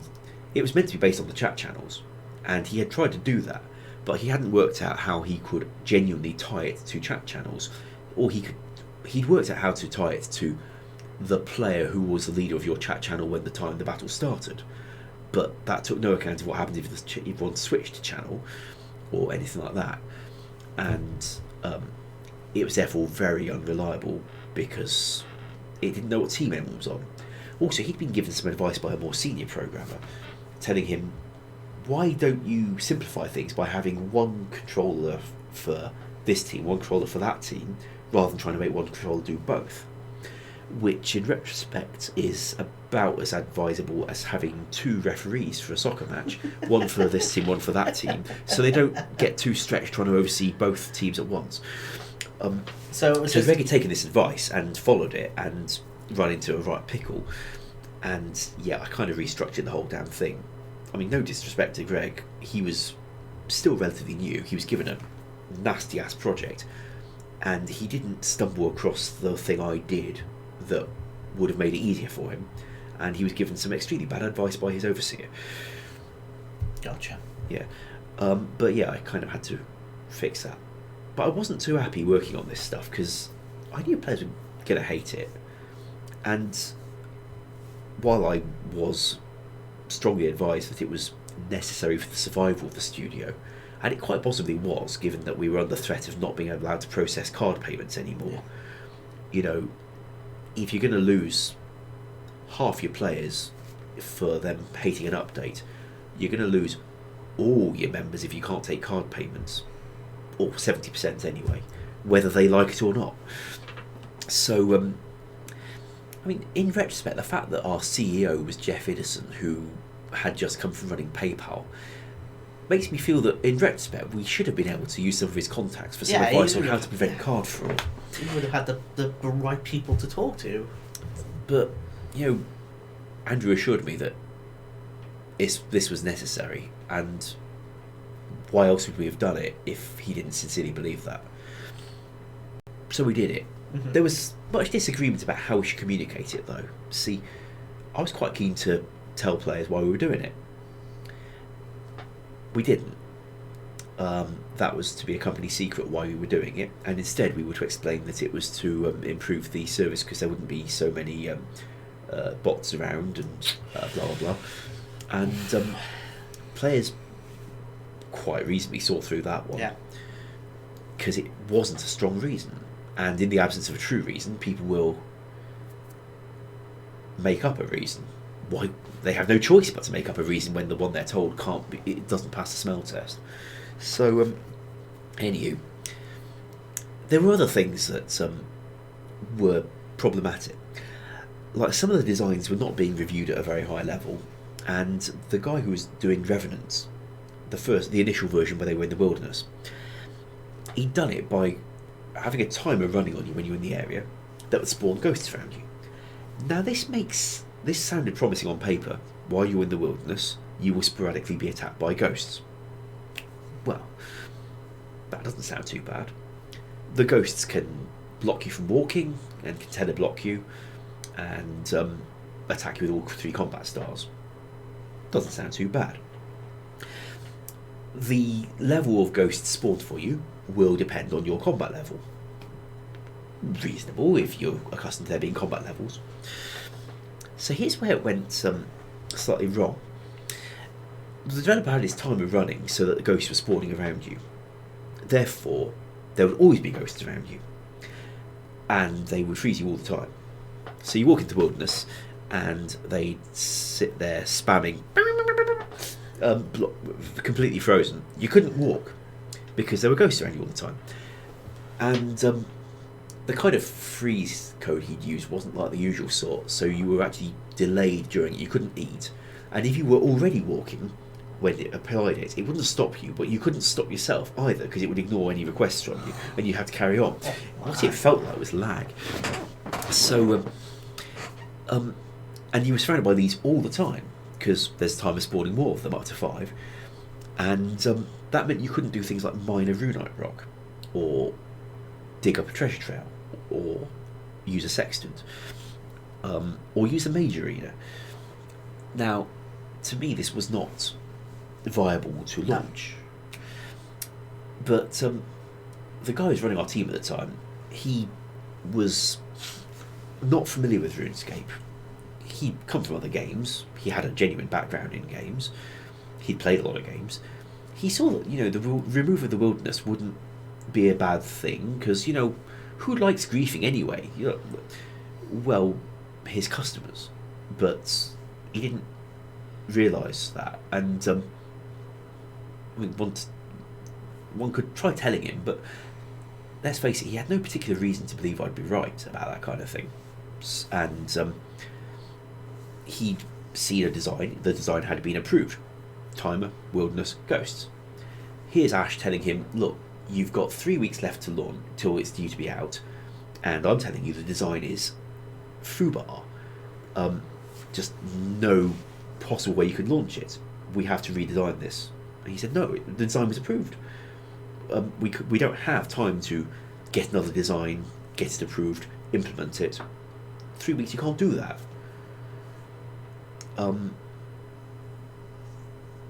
Andrew thankfully weighed in on this one and told him that no, we would change the design. Andrew disapproved the original design because he could, and thus Did you go to him, or how did he come across this? Well, Paul was still in the team. Paul and Andrew presumably chatted about work as well when they were living in a house together in those days. I don't recall whether it was me or Paul that went to Andrew about it, but message went up the chain past him, which isn't something one likes to do. It's unprofessional. No, but I mean, I can't see what else we could have done. If it had gone out like that, it would be a case of, I told you so, but also it's not exactly great to say when it's impacting clearly the gameplay experience when it's live. Yes, furthermore, as the developer was leaving, I was asked to be in charge of it. And yeah, it seems like you were the developer in the days you just got started as a developer. You were the person who had projects given to you from people who were leaving. Made a lot of sense, really. After all, I was technically new to it. Yeah. Something that a developer had mostly written and Ash only needs to polish off. Made a lot of sense. I didn't have a problem with it either. I was a programmer. Finally. Were they your first projects? No. My first projects would have been The Wise Old Man, the Swan Song Quest. Oh, sorry. What I mean, as a content developer, your first projects. I think Gnome Copters. No, are you gnome gliders or just the copters themselves? Okay, right, gotcha. Yeah. The Gnome Copters, where you saw simulations of various bits of content. I did that. That was one of my first ones. Anyway, so I did it, but I had very little faith in what we were releasing. Clan Wars was what you might call lacking features. Like, there was one map, and you went in there, and last team to have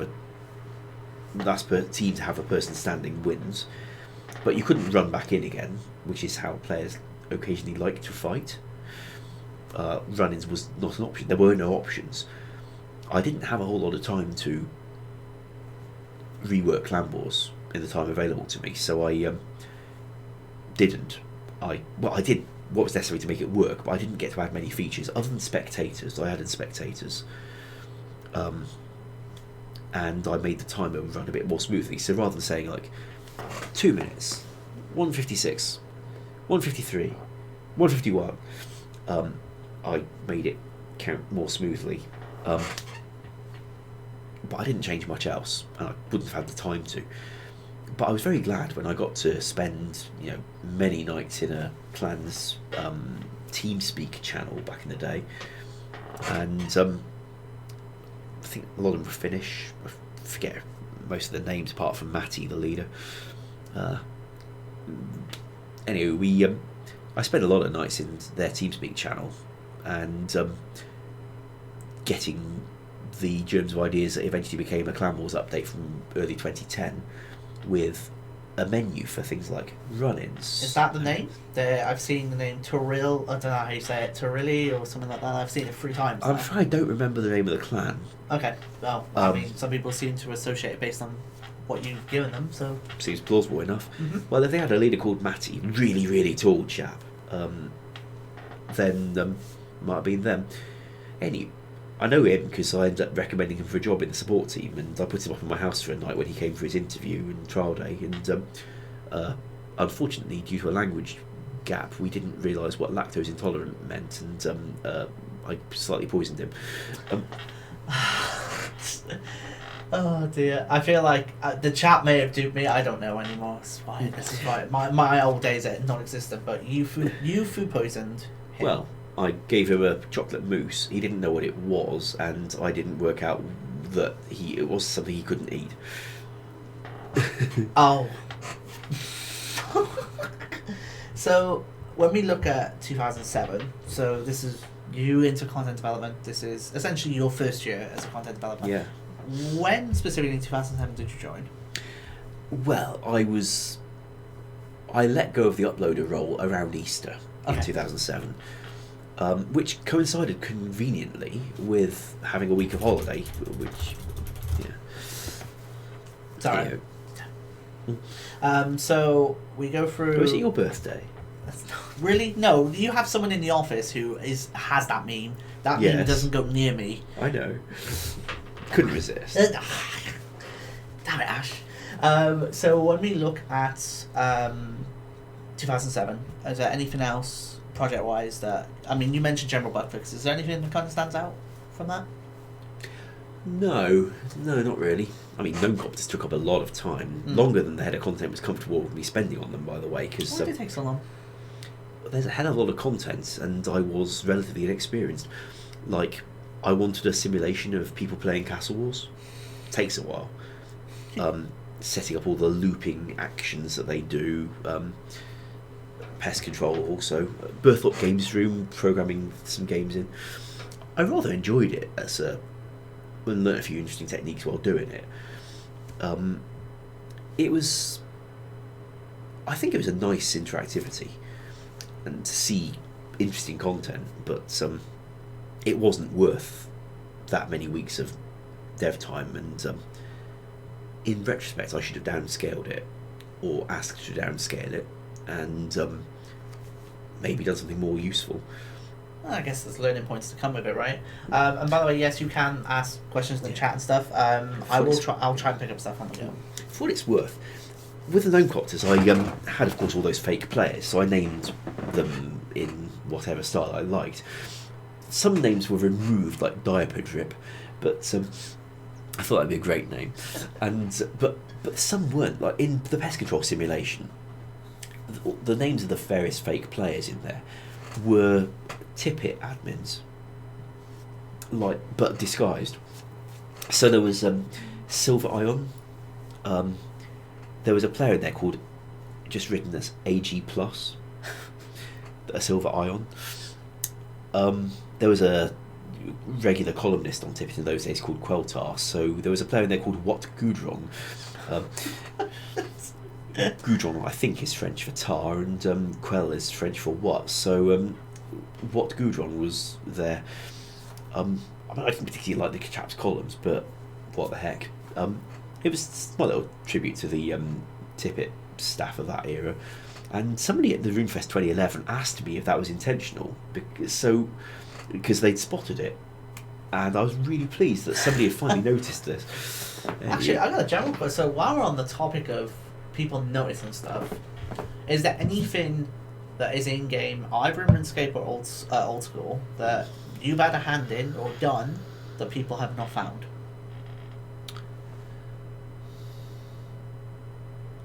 I cannot think of anything like that. Okay. I mean, sometimes there'll be messages that are never displayed. For example, take holiday items. You only get one of them. There's a bit of code. If you find another one on the floor and try to pick it up, it tells you you've already got one. And that's... Some of those messages are a little bit funky. Like, you don't need another pair of trousers. You already have one pair of legs. Picking up another one of those hats won't make you smarter. Things like that. Messages that players probably won't see because the item never does turn up on the ground. But if it did, it'll be there. Gotcha. I mean, there's one thing I added that players didn't spot much and didn't need to. It's on Zaya. You know how the main continent has Bob the Cat? Yes. On Zaya, I added Cobb the Bat. Well, it sounds like Bob the Cat, only for most of that you've got Cobb the Bat. So it's this bat floating around called Cobb. Yeah, some people know about it, which is great. That's awesome. Okay, so before we get to 2008... Yes. Oh boy, that sounds interesting just from that reaction. How was it? Because you had obviously been in the office when it was upsizing a little bit. Yes. But 2007, I mean, if I understand my history correctly, was essentially the peak when it came to that era of the game. Yes, I think so. And Although by that was that, somewhat inflated by the real world trading activity. Absolutely. What was the office like then? It was still quite a lot of young men. Yeah. And also, Jagex was treating us very nicely. 2004, my third day on the job, we went boating on the Norfolk Broads as a team outing, because to celebrate how many customers we'd got. November that year, Jagex took us to New York for a weekend to celebrate how many customers we'd got, and the numbers were just going up and up and up, inflated again, but they were very big numbers, and it felt like success. We saw 5,000 subscribers all subscribed like the week construction came out, which was pretty darn high. It hadn't been like that since the launch of members. Normally it was just a few hundred, but it was still cool, and it felt like really great success. And then there was the Euro Disney trip, the Malta trip, the Tenerife trip,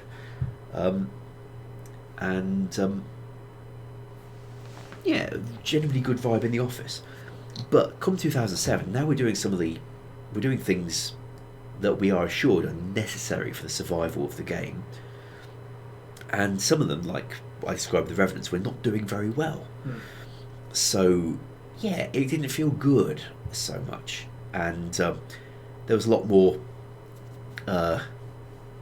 more people brought in who weren't from the same kind of game background. So now we're having arguments in the office, slightly vitriolic at times, about how this is not an okay way to... we can't give them that fake answer for why we're doing the real world trading updates. And also answers like, yeah, but if you knew anything about business, you'd understand that you can't give that answer because it will make the company go down the Swanee. I mean, I've always been of the impression that you have to have you can have all the experience in the games industry, but when it comes to RuneScape, it's completely different. Like, it takes a unique understanding to understand RuneScape, the game itself, the community, its history, and also everything in between. And you can't just come to RuneScape from whatever experience you've had in other companies and other games you've done and apply that to RuneScape, because it does not work. And I've seen many, many people try. Now here's something that I occasionally wonder. If, say, I got out of the way and stopped objecting to things that I think the players would massively, massively resent, if I stopped doing that and hoofed off into the world, into the distance, and people with a more conventional business management background did things that were conventional, would it work out just as well? Now, for the players, I have a feeling a lot of them would get very upset very quickly, because there's a few things that have been pitched that needed to be shut down. Matt has often spoken about how he tried to block various things successfully, as far as I know, because they didn't happen. And without him, many of the rest of us have naturally gone up the chain when we think there's something coming that is not a good idea. We weigh in on it. But suppose we didn't, and suppose a more traditional approach were taken, normal for the industry, would Jagex do better? Now, I think it would alienate a hell of a lot of customers, and I hate doing that. On the other hand,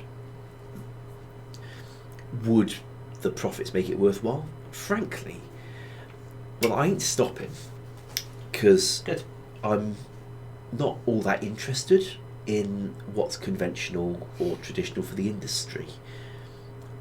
I do, however, think that by serving the customers one has and encouraging them to bring their friends, one can hopefully keep generating revenue for whoever the owners are at any given time for a lot longer than if you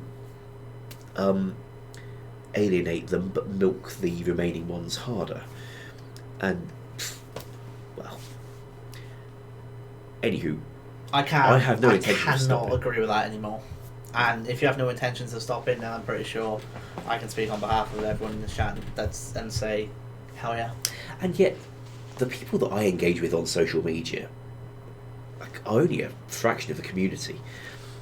And sometimes I wonder, like, am I doing my job, wrong by trying to, by taking certain lines on things? Partly because some promises were made about how the game would be run, and let's face it, Jagex actually seems to be pretty darn serious about not bringing, say, Squid of Fortune, Solomon's Treasure Hunter into old school. The reason I say that is that we've got this new product director working alongside John C, basically, helping us coordinate stuff. And I asked him, look, you don't know RuneScape, but why did you relocate to this country to take this job on this game without a deep history with RuneScape that would make you want to do it? And he told me that it's because he's worked on a lot of games, many with MTX models, and Jagex approached him, one of our top VPs approached him with an offer of, come and work for us, and your challenge is to run an old style MMO to which you're not allowed to add MTX to improve its revenue, but you've still got to try and make it make it run as well as make it run as well as you can, but you're not allowed to do that. And he thought this was a genuinely interesting challenge. So the fact that Jagex is recruiting people with that as the mission says to me that all the way up to as high as it goes, they really don't want to do MTX. Now, there are disagreements about whether partnerships count. I've been sat down by various producers over the years and told MTX is defined as this, partnerships is defined differently, therefore it's not MTX. To which the answer that Kieran and I gave was poll it. And the community made it fairly clear. Right? Yes, the community did. And I can't honestly say I was that surprised by the outcome. So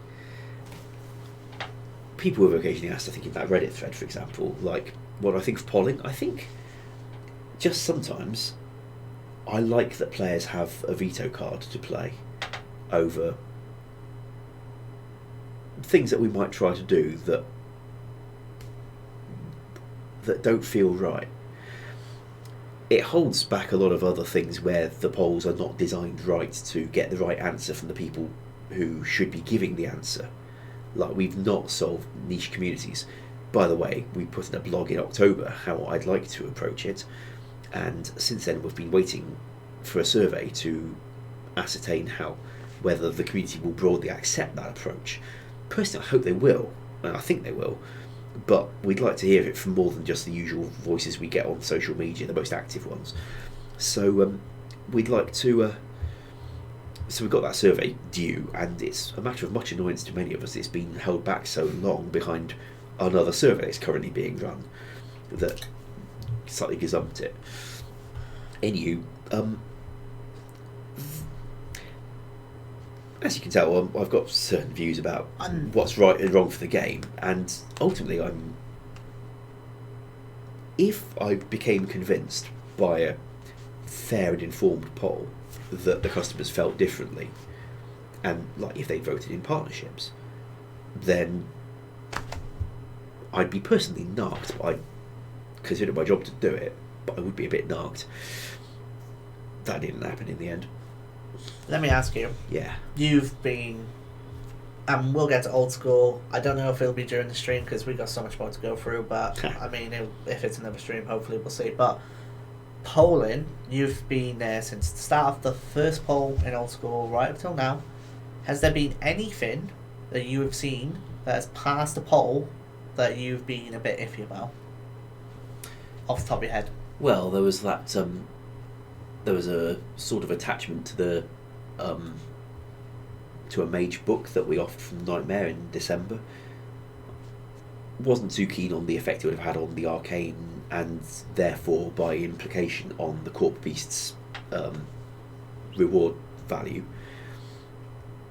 Wasn't keen on it.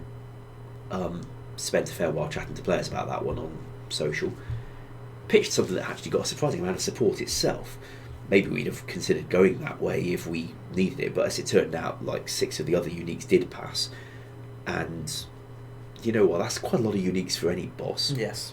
So we decided, alright, this one's controversial, we'll just not do it, and we didn't do it. So that didn't really need very much thinking back in the past at all. And then the inverse of that question, is there anything that irks you that you feel like should have passed the poll but didn't? The fact that we have not got a good polling approach for niche communities, as I mentioned, basically anything polled to a niche community that they would have liked, I don't consider the answer to have been very well polled. And I would like, if we can get the go ahead to do the different approach that I've mentioned, I think that will help us serve those communities a lot better without taking the brakes off completely and opening ourselves to things that genuinely shouldn't be done to the game. Gotcha. Obviously, in an ideal world, we'd just never try and do anything to the game that was wrong for it.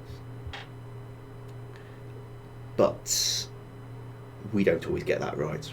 And you have so many different communities. You mentioned it, niche communities, different types of players, so many questers, skillers, pures, PvPers, PvMers, so many different players, and unfortunately you cannot please everyone. Also so many staff with different backgrounds, different approaches. And you know, if the partnerships thing is a fairly key example, it was argued sincerely, perfectly sincerely, that this isn't MTX by any normal business definition. Why should players who've been given a no MTX promise think it applies to this?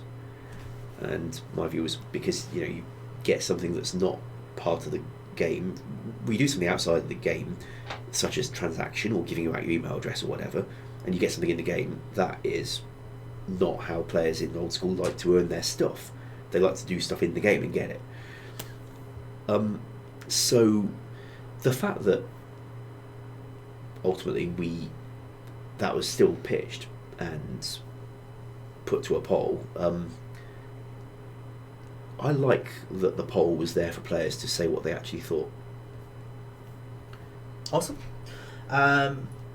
Okay, so we're talking about the Office Environment 2007. We did that. I'm actually going to have a quick look see if there's any general questions. We'll answer maybe another general question too. Then go to 2008. Okay, so it's still in that era, 2004 to 2007. Was there did you talk with any the top players at that time, like your old knights, Zezimas, and so on and so forth? No, I've never communicated with Zezima. Oh, okay. To my knowledge, I mean, for all I know, I met him at RuneFest and didn't know who he was. Gotcha. I have never set out to PM Zezima. I've never had anything I want to say. Or, I mean, a lot of staff in the earlier days, 04, 05, would PM Zezima because he was a celebrity and they could talk to him. Because even while he's offline, you can still PM him. Offline is in on the friends list, right? Yeah. Yeah. But I just never had anything I wanted to talk to Zezima about. Frankly, I've never really wanted to meet a lot of celebrities because what would I say? Like, how does it feel to be Zezima? I was like, that's the kind of thing that would probably get you a bit of a glare if you try it within real life. Let's inverse it. Has anyone come up to you and said, "How's it feel to be Monash?" Yes. And what's your reaction been? I have very few alternatives. There was one kid I ran into in London. I was just coming out of a hotel in London, and a kid looks at me and said, "Hey, are you famous?" No, you must be. Like, where do I know you from? Do you play RuneScape? Oh, yeah, I know who it is now. Thanks. And he walked off. That was weird. Oh my goodness. Okay, and then another general question I have to ask. Social media, obviously, is here. It's like you, in my opinion, set the standard for what it comes to for JMod engagement on Twitter. How in the hell do you find the time to engage as much as you do on Twitter, along with how you obviously go about your day to day? You have, I think it's 120,000 tweets or something to that nature. How do you do it? I have quite a few free evenings, and I actually prefer to remain plugged into players rather than getting my community sentiment secondhand in a report. Now, no disrespect to the people who'd be writing the report, but I think it comes through clearer if you don't. When you're doing it personally? Yeah, like, you can't do it on a grand scale, and I don't. But if I'm working on something, it feels a lot more real if I'm doing it for the players than if I'm doing it in the hope that, you know, at the end of the project, maybe a middle manager will say, "Good boy, here's another month's salary. Now write another project." That doesn't honestly float my boat. You know, but doing things to that community and getting live response, it's more meaningful to me. So you constantly just want to be on the pulse then, in essence? Yeah, because I don't see why I'd bother if it couldn't be about that. I respect that. Well, also challenge. I've been around Jagex when it wasn't for me. 2012, for example, I was slightly disengaged. The company was doing things that I was not... I didn't feel right for the game, and players were unhappy. So I vanished off the internet, basically. I carried on developing content. I wrote the Connellian Rising quest, the Big Chin Chomper Distraction and Diversion, Slayer contracts. That was a weird one that dropped on my desk. I did it. And a complete rewrite of all the code for RS3's Duel Arena in the autumn of 2012. Didn't change a whole lot of visible stuff apart from some menu design, but it was entirely different code under the hood and solved a lot of problems they were having back then. But I wasn't feeling engaged in the work. I was basically churning it out. Connellian Rising is still a perfectly good quest. It does not lack polish. I may have been slightly phoning it in, but I delivered the goods. The head of content told me, by the way, Ash, you're not very happy. If you if you want to do a duff project, I'll understand. So I'm like, no, that That goes It against. doesn't happen. From what? So what I so like obviously this is the most we've ever spoken. So just for Yes. for background purposes, we've had the occasional office conversation. Yeah. We this is the second time ever we've ever been on stream together. The only time before that was the 18th anniversary stream. Yeah. I don't include RuneFest because to me that's not like the general like RuneFest is a completely different beast when it comes to the I don't streams. think we even said much. I mean, it was at the end of the 2019 RuneFest stream review, but that's it, right? I mostly remember saying to the host lady that I didn't know who she was or what she was here for, and I don't think she liked it. I didn't mean it to come across quite the way it did, but it turned out that, yeah, well, I genuinely didn't know who she was. Oh, I still don't know who she was. Oh boy! I don't think I'll see her again. Anywho, so But yeah, but like the point I was getting is like yes. I feel like you set yourself to a set of standards that even if someone who was the head of content coming up to you and saying, "Nah, you wouldn't do that," Now, because here's a that's funny what he holds you thing. to. I think if I give him any other answer, he'd have quietly taken me aside and given me a sort of settlement to push off. Really? Well, that's my theory. Like, no manager would come up to you and say, you know what, if you want to do a lousy job and fuck the game up a little for a few weeks, we'll forgive you because, you know, we know you're in a bad mood. Would you take that at face value? Because I don't think you should. No, it seems like a test in a way, right? Quite, that's what I think. Yeah. Anyway, I've got a big enough ego that I don't want to launch a duff project. And however I felt about the job, I wasn't going to launch a duff project. My plan actually was to just sit around Jagex absorbing all the cash I could get out of the place through salary, not any legal means. And when I got to a certain threshold in my mortgage, wave goodbye and drop the mic on the way out. So when you look back on it, how close were you to leaving Jagex at that time? The answer is in... I think the answer is best expressed as 9 months. That's the time gap between Old School coming out, which is when I stopped wanting to leave, and the point in my mortgage where I'd have left. Wow. So November 2013, I'd have said goodbye very quietly because I'd vanished into the background altogether and had no player-facing involvement. I refused to do player-facing involvement, in fact, and we weren't live streaming, so nobody even noticed. Yeah. So, yeah, if Old School came out in February 2013, if we'd got to November and I still hadn't felt engaged in stuff, I'd have quietly vanished. It really is one of the biggest what-ifs for Jagex, not just Old School RuneScape. For me, it's one of the biggest what-ifs for Jagex because I still... and I'm pretty much going to speak obviously in my opinion, like the contributions that were made from you personally on Old School, where would they have come from if you had decided November 2013, that's it, I'm gone? With Old School as a product back then, because as I've heard from the stories from both Matt K and Reach, it was a project that was kind of left to its own bearings, and they kind of, you guys did your own thing. Would that game still be here now in 2020? And it's one of those biggest what-ifs I've ever thought about, really. I think once Old School existed, the game had, well, Jagex had changed for me, and there was something I could engage in and care about and feel like it was worth caring about because it was making a difference. And that, of course, reinforces itself because success breeds success. Yeah.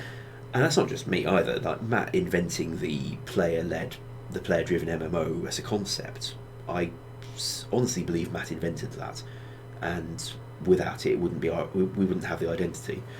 And Reach, he had a community engagement that I've never been able to equal. Yeah.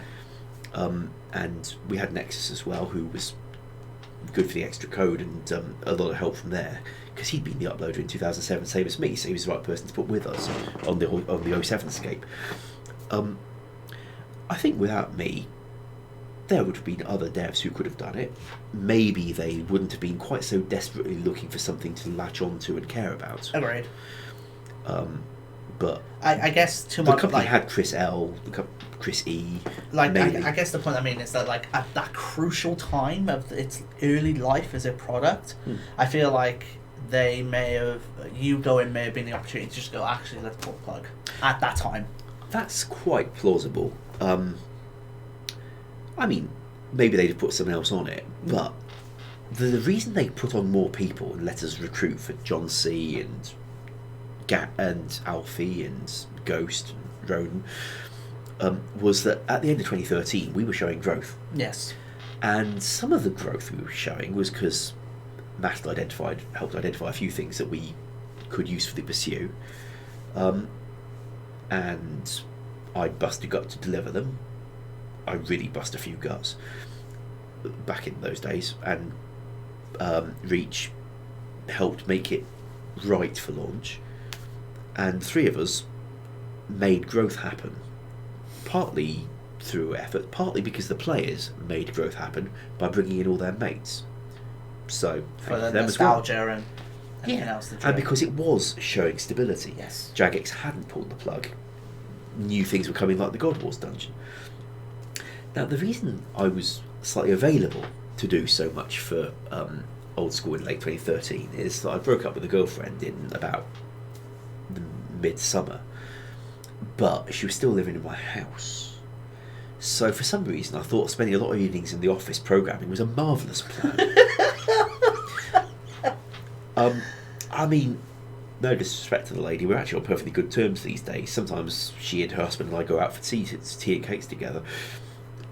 You know, it's been a fair few years now. Yeah, of course. And while we wouldn't go near each other for like 3 years after that, we actually re-established communications and can act as friends. But and her husband's a nice bloke. But at the time, yeah, she was still at my house, and I was spending a lot of evenings in the office, which seemed like a great idea. So Old School got a lot of stuff out of me. So, again, I just want to use this as a quick mention. Maz is literally about to go to sleep, but I just want to give a shout out again in case some people joining a bit late don't understand. Maz drove to Jagex to pick up Ash to then bring him here for the terrible weather that's ongoing right now. So I have to please give your thanks to Maz for basically making this happen tonight. Thank you very much, Maz. And have yourself a wonderful night, Maz. And let me know what you think of the rest of this. And as well. Wolf, no, I'm getting a taxi back. Yeah. A taxi by their sleepover. Okay, so let's go to 2008. Where do you want to start? The beginning of 2008 was a hard time because we'd just done the real world trading blogs. Good story about that, by the way. So that's the first update, I think, of any studio where, come the big launch and the big reboot, we discover that we forgot to write it. Yeah. What? Yes. Now, there have been updates where, like Maz's Warriors Guild, where she wrote it, it existed, it was tested, but Andrew accidentally uploaded the previous week's version by mistake, and therefore when the players logged in, it wasn't there because Andrew had accidentally redeployed the previous week's update. But it wasn't because she'd forgot to write the Warriors Guild. The real world trading blogs hadn't been written. So, that's because in end of 2007, the real world trading restrictions were applied from early December to accounts flagged as being at risk, but not to others. For that purpose, the engine team created a command that returned true or false should this player have checks applied to them, and our dev had written code that applied the checks to people for whom the boolean returned true. Now, he assumed that for the rollout to everybody, the engine team would change that command to make it return true for all players. And the engine team assumed that he'd take out the check and just apply the thing to all players regardless of what the command returned. And they didn't talk to each other about this. Oh, right. I can see where this one's going. Yeah. So we uploaded it and told players it's a big real world trading changes. You're now trade blocked. So player on forums post, Ash, don't quite get how the trade restriction works. So I give my Santa hat to my friend, and Well, he by the way, receives it. prestigious moment for me right here. So thank you. It's the rarity value of this, in my opinion. Oh Yes, yeah, hold on just now. And he's got it. So how do these trade restrictions work? I don't get it. And we have a look and realise what's happened. Look, I thought at the end you would change it. We thought you'd take out the command. Why would there be a command that returns true for all players? How stupid a command would that be? Why would you just not check the command at all? And so, alright. So I hotfixed it. I did the trade block for the trade system via hotfix by taking out the checks for the command. So it did apply to all players regardless of what the command was doing.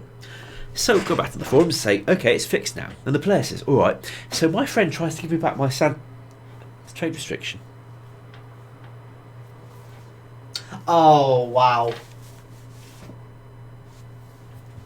So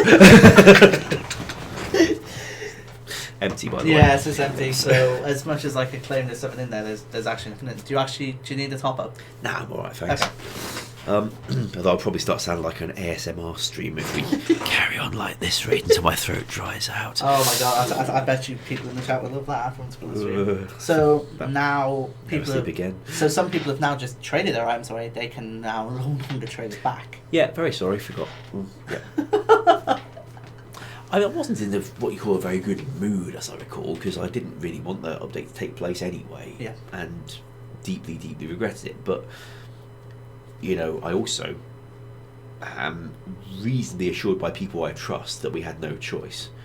And while it feels like we should have had a choice, or at the very least we could have done it better, or differently, or tried to replace the missing gameplay better with more free-form activity, like free-fall arenas, or PvP in the wilderness anyway, but we restrict how much loot gets dropped, that players would have enjoyed that better than what we did do. Agreed. Yeah. So that's just... I just wasn't really feeling that update, and the fact that we forgot to write the damn thing put the icing on the cake. Especially when I then had to go and write it in 5 minutes as fast as I could, because before more players handed their mugs over or whatever. So that was embarrassing. Mm-hmm. So that was the start, wasn't it? Anything else as we go by? The next hope was, alright, players have been upset about the real world trading changes, don't blame them.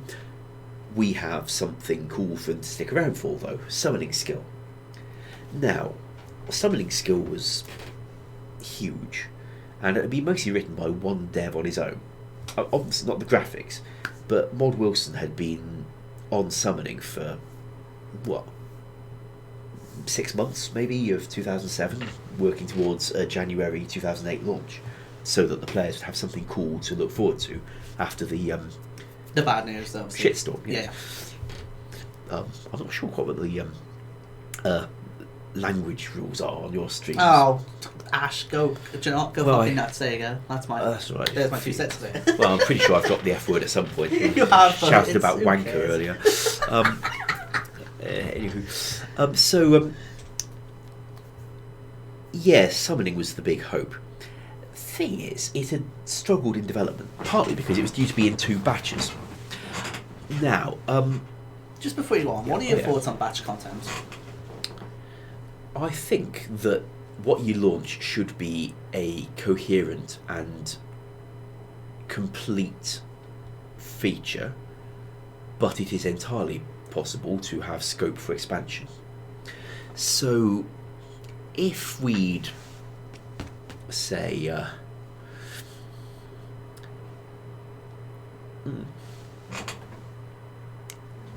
if we launched a skill that gave you lots of an item and said, in batch 2 we'll give a use for this item, but until then it won't have one, I'd consider that to be incomplete and not coherent content, because it can't stand on its own.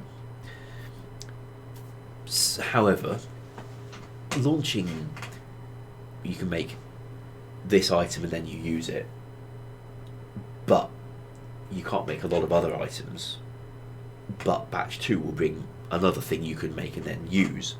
I consider those to be coherent updates. Right.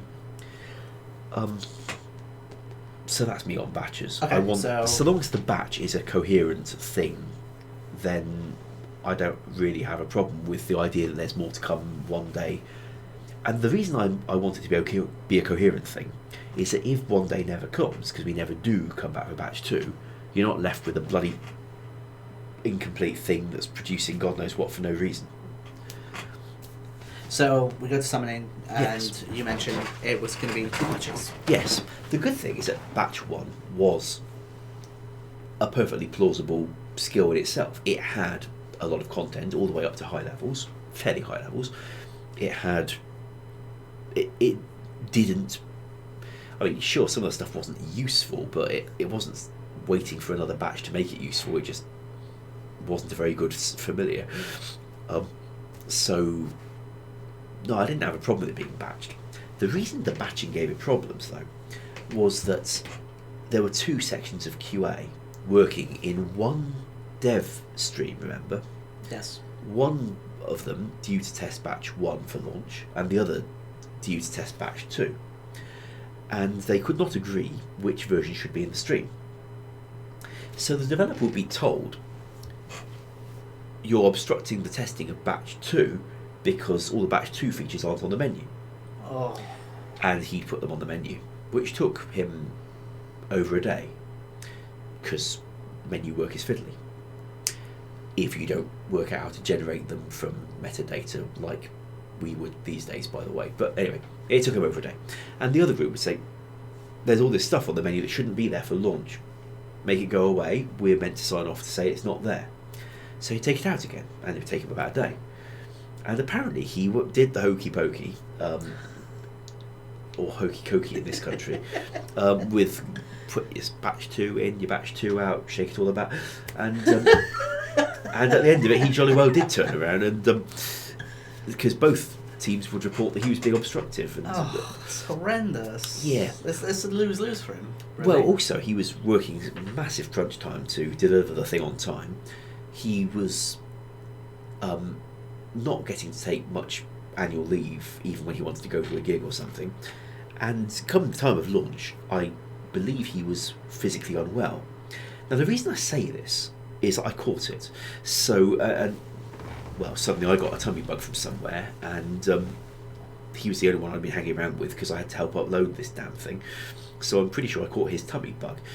And so I think he just worked himself into the ground. Oh. Poor chap. Well, after that we launched it, and it was immediately decided that it needed rebalancing significantly. I'll tell you one of the reasons for that. So, the developer had written most of the combat code for it with numbers that were his best guess for what the numbers should be, based on whatever calculations he'd done in his spreadsheets. He pitched some numbers. And Mod Jenny, who was going to help with the balancing, she spent a good long time doing time trials, doing her own calculations and extrapolating. So if your numbers give this result, and good balancing would have this result, what should your number be changed to achieve that result? Makes sense. Like, if a bonus of 45 leads to that result, and she wants this result, she reverse engineers and calculates that you want a bonus of 52. Makes sense.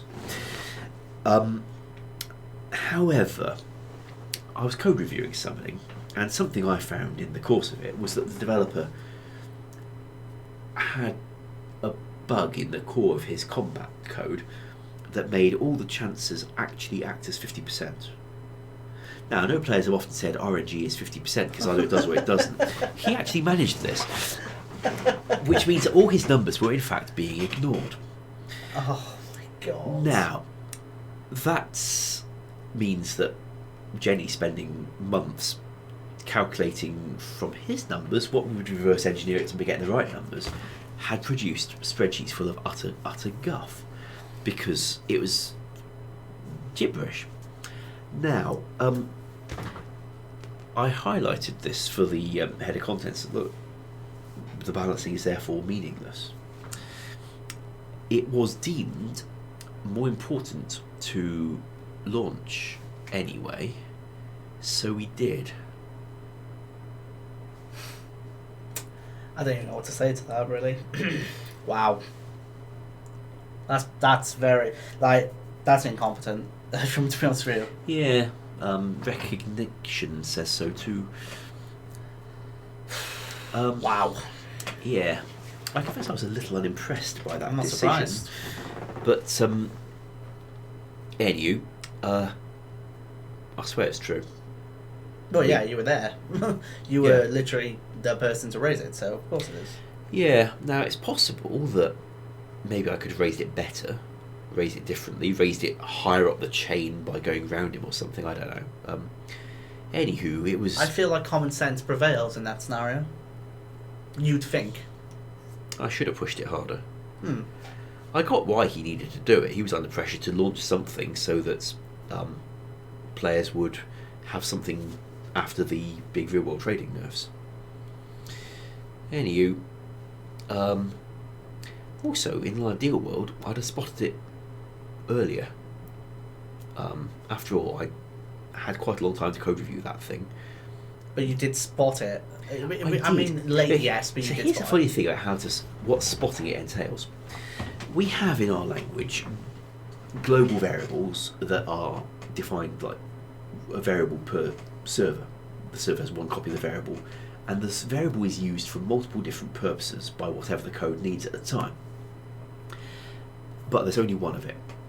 Now, when we're referring to code for NPCs, we can refer to two NPCs at a time in our code. One of them is the active NPC, the other is the .active NPC, and all its commands are prefixed with a dot. So you put a dot before a command or a variable, you're referring to the .active NPC. You do it without the dot, you're referring to the active NPC. Same goes for players, player and .player. The developer had referred to this variable, with or without a dot, under the impression that it would refer to one NPC or the other. But it didn't. It was just the same variable because there's only one per server. So he was calculating one NPC's accuracy, putting it in combat stat. Then he calculated the other NPC's defense. He put it in .combat stat. He then rolled one against the other, not realising that the RNG really was 50-50. Oh. I mean, I know you mentioned obviously about, you weren't impressed, but I imagine there was a lot of frustration that came with that. Yeah, like, also, I really wish I'd seen it earlier. But given the nature of how that bug works with the dot, it's easily missed.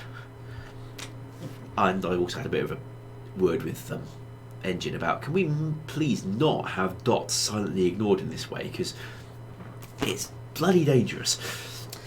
And again, obviously, that's something that comes out of it. Okay, so we covered the start of the real world trading restrictions, which of course launched with nothing at the time, and then of course you all fixed in the solution to that. Then we did summoning, summoning, and look what we did with summoning. And then we spent a long time having long meetings about rebalancing summoning. The organisation of this was confusing to me.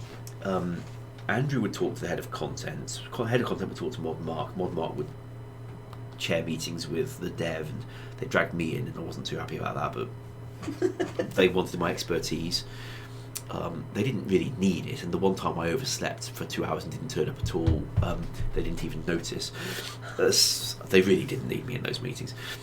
But and then Mark would report back to the head of content, who would report back to Andrew, and it was a bit like playing Chinese Whispers, I think it's called. So that was distinctly suboptimal era, with no ill will at any particular stage, but very dubious decisions being made. I don't miss some of the characters we dealt with then. Fair. And I bet they don't miss me. Is there anything else that comes to mind 2008 wise? No, other than that we started looking at content that would replace wilderness activities. And the thing that none of us stuck on until my update in 2010 was that what was missing was emergent gameplay.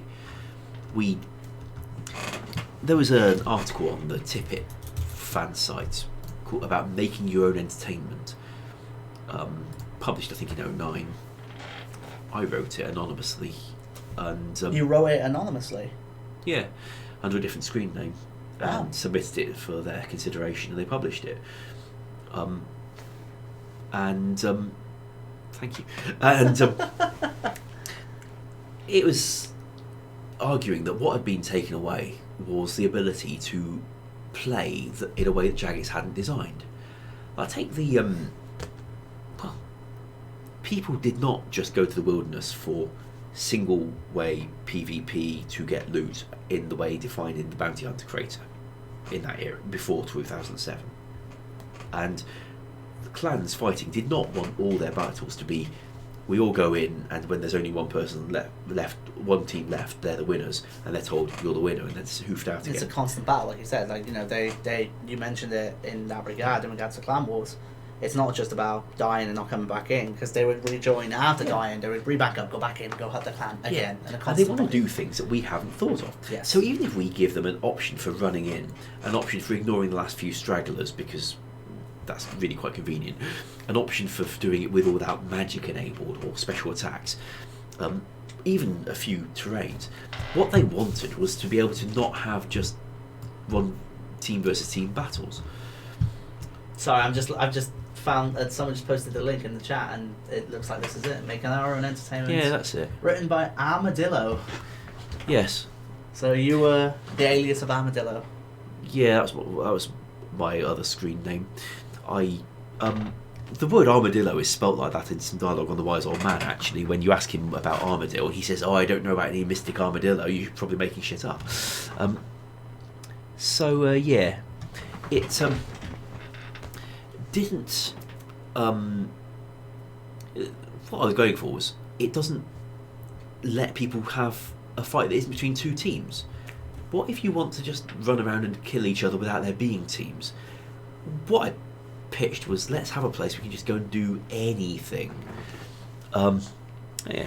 I'm absolutely incredible. Are you? I mean, Incredulous? words. No, not incredible. I think you're incredible. Amazed. Thank you. Okay, thank you. I will take that to the fucking grave very much. Just more amazed. I couldn't even find my words there.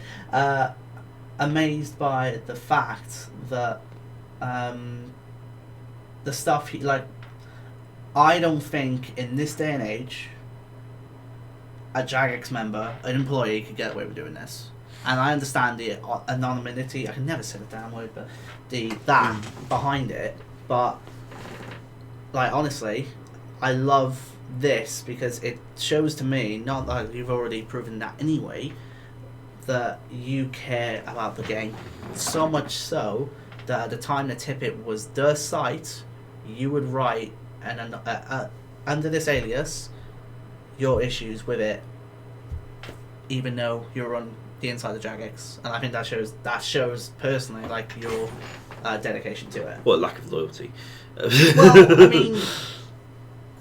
I don't know. I don't think so. I don't think your loyalty can be questioned there. Well, here's the thing.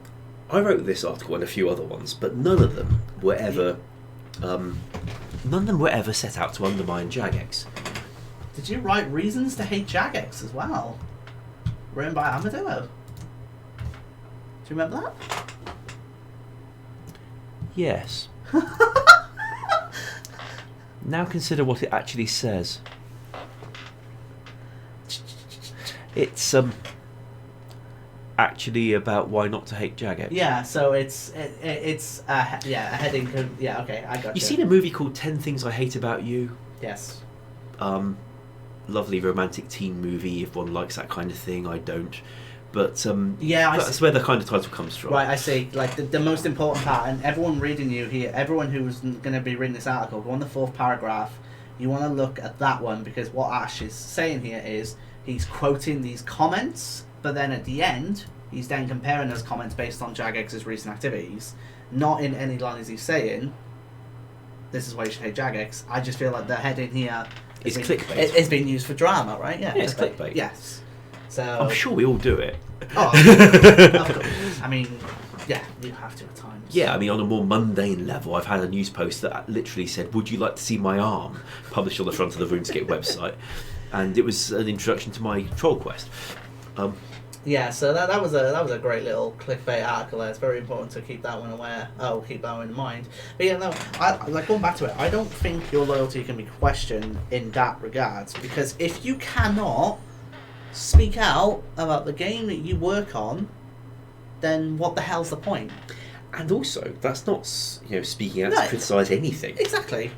But you're just offering your 2 cents in a more of a personal role or personal view, because back then, I presume, the visibility of individual members was not really a thing, right? Not so much. Now, I'd had a lot more than the average, because when I was uploader in the 05-07 era, every update I'd be on the forums with the news post thread, and I'd be picking up issues that players would often post in recent updates.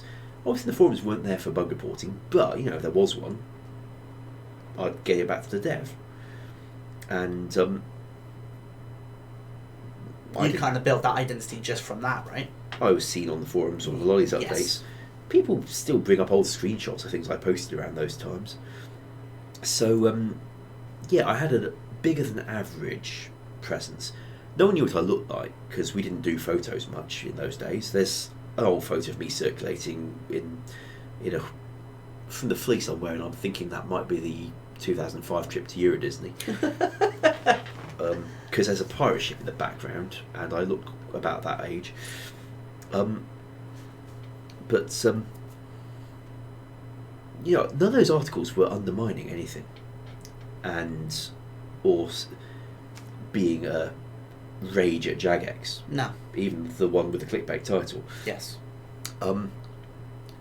If anything, they were a Jagex point of view surreptitiously slid into the public discourse, which, frankly, players might resent more than Jagex would. Yeah. I mean, like, I didn't know that. Like, I had no idea that was something you did, and I respect that immensely. Like, I don't think this is the first time it's been revealed. It just hasn't really caught on. Anyway, how many viewers do you get on these things, by the way? I never actually asked. Well, normally it's like 100 to 200, but with your star power, we're at 750 right now. So 750 people watching this right now. Cool. So it's way past my peak. The only stream that's beating this is, ironically, my leaving stream. So Well, that'll do it. yeah. So, and I've done the arm thing. Anywho. So, yeah, 2008, I was publishing a few of those things anonymously whenever Tippett was up for one. And although I actually stood down as a columnist for them after a while, because I figured that, well, I was getting quite busy, and I also didn't want to go over the wrong lines somewhere. Gotcha. Jagex knew I was doing it, by the way. Oh, so you let them know before you did it, or did you let them know? God, no, after. Partly because... What did they say? Oh, was that you? Okay. Wow, okay, fair enough. I was expecting a bit more from it. Anyway, sorry, you said partly... Oh, there was one I wrote about botting, and trouble, and at the time it was attributed to Chinese gold farmers, was the received wisdom. Statistically prevalent, by the way, so it's not entirely unfair. My mum read it. Well, I sent her a link and told her to read it. I told her I'd written something, she was interested, I sent her a link, and she said it was very well written, darling, but is it about pornography? Turned out, Mum's not familiar with the internet to the same extent as we seem to be, and she thought bot was short for bottom. Oh, God. And that the whole thing was about Chinese players showing their naked bottoms in the game, and that's what we were having so much trouble with. So she thought it was a rather confusing article, because especially she assumed it was about people's arses. Oh, incredible. Specifically Chinese people's arses. My mum's Chinese.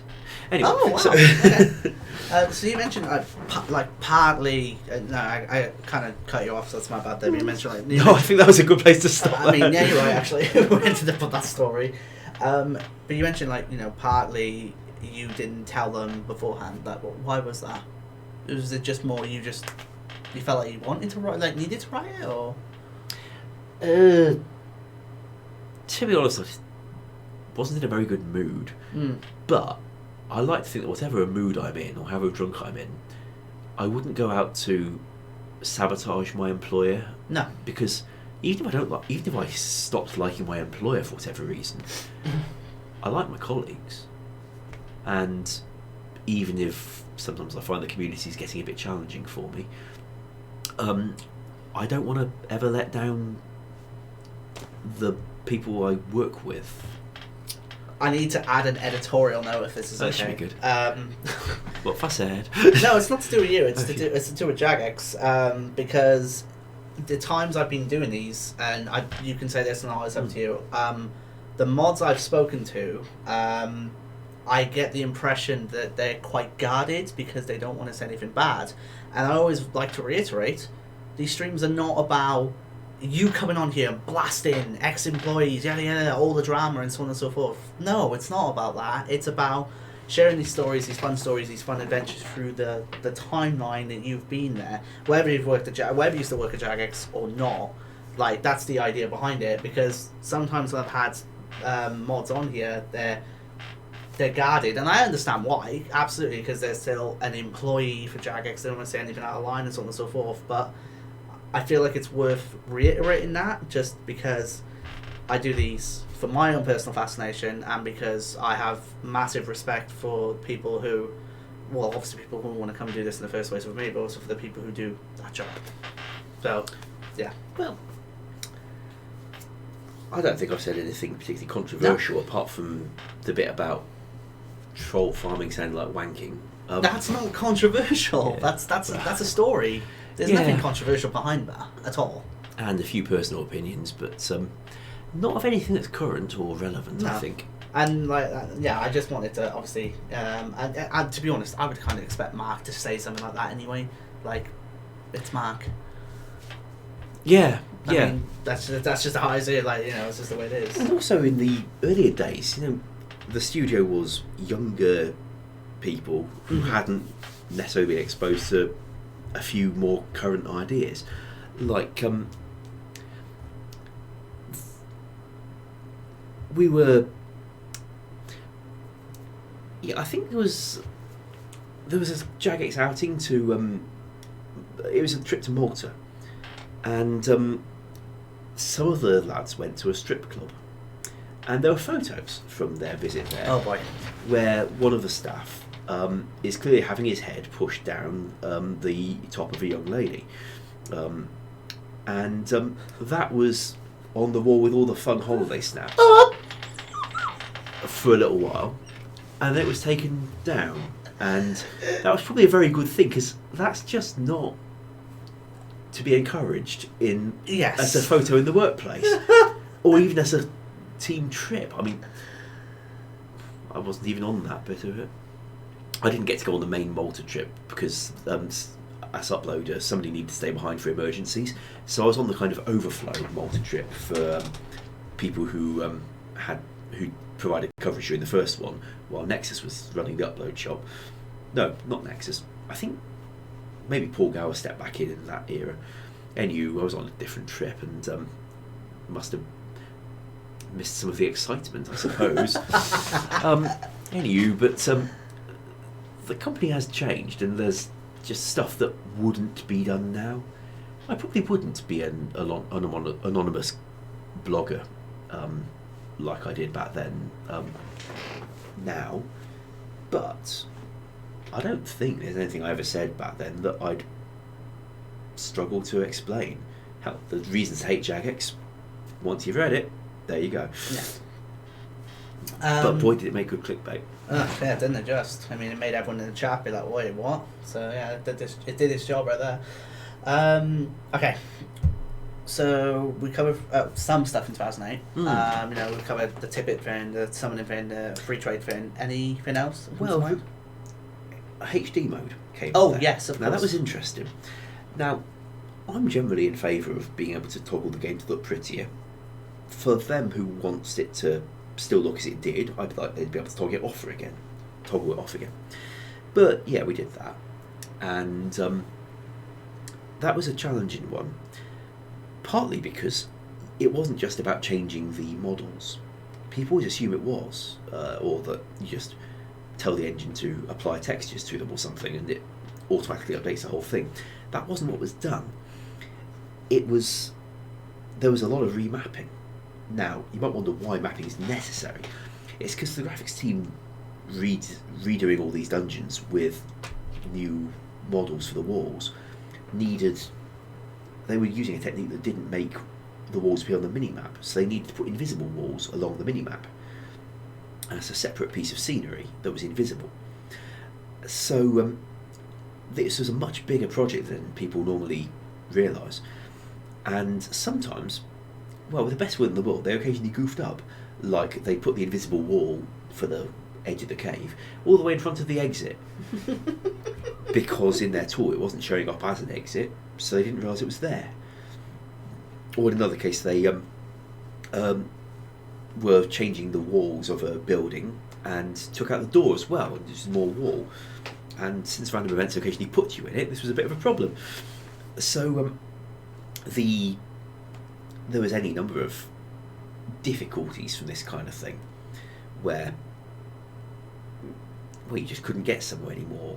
An invisible wall had been mapped down in front of the fires in the underground bit of the Monkey Temple in Marim, so you couldn't use things on the fire because there was a wall in the way. Now, QA team hadn't been given all the time they wanted to test it. Furthermore, on the expected launch day, the operations manager, he was usually great, but this one day he made a very, very odd decision. He seriously said, "All right, well, you've got 4 outstanding bugs, you say, and you don't want to launch until those bugs are fixed. Well, let's have a look at them. Well, that's not major, that one's not major. Yeah, these are minor as well. You have no major bugs left, launch it." So they were declassified to minor, and we launched with no major bugs. On time, he'd fulfilled his mission, and I found myself left to spend the rest of the day helping Nexus do hotfix after hotfix after hotfix, and I think I left about 3 in the morning. Oh my god! Like, quests were incompletable, and I was still on call in those days, so I took the view that even though I went home, I could reasonably be called back.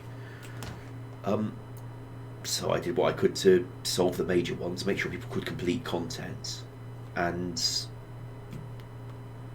that was when it stopped, so that the next morning we'd got a release version of the game that we could deploy to fix the things properly, because you can't hotfix scenery. All I could do was hotfix to make a portal appear to get you past the scenery that you couldn't get through. And Nexus and I did a lot of that during the day, and I did a lot more of it during the night.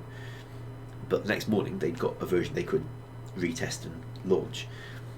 And I think that really galled me was that the ops manager who told us launch with it in the state it was in said to me as he was leaving for the evening, "Don't stay too late."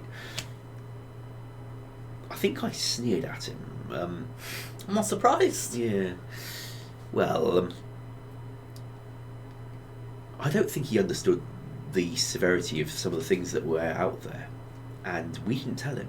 Maybe we didn't know how to tell him, but it is unfair to blame a higher up for not knowing what's on the shop floor if you haven't told them what's on the shop floor.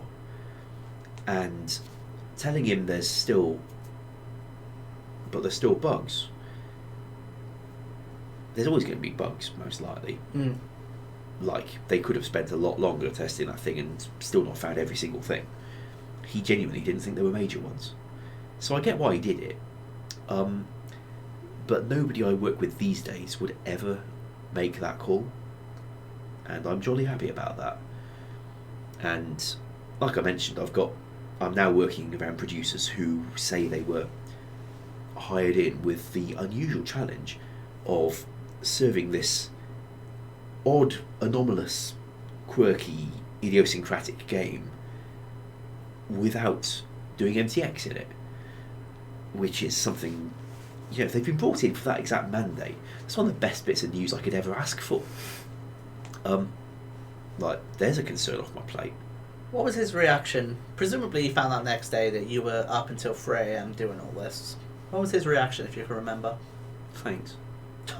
Well, he was grateful. And Yeah, but and like, that's, by did the he way, come across as? Did he come Well- across in that way, or did he? No, get, I think did he he- get it now, or he was genuinely grateful. right? My salary was increasing very nicely over those years, so I guess he meant it, that he was grateful. Wow. Jagex has always treated me very nicely in that regard. And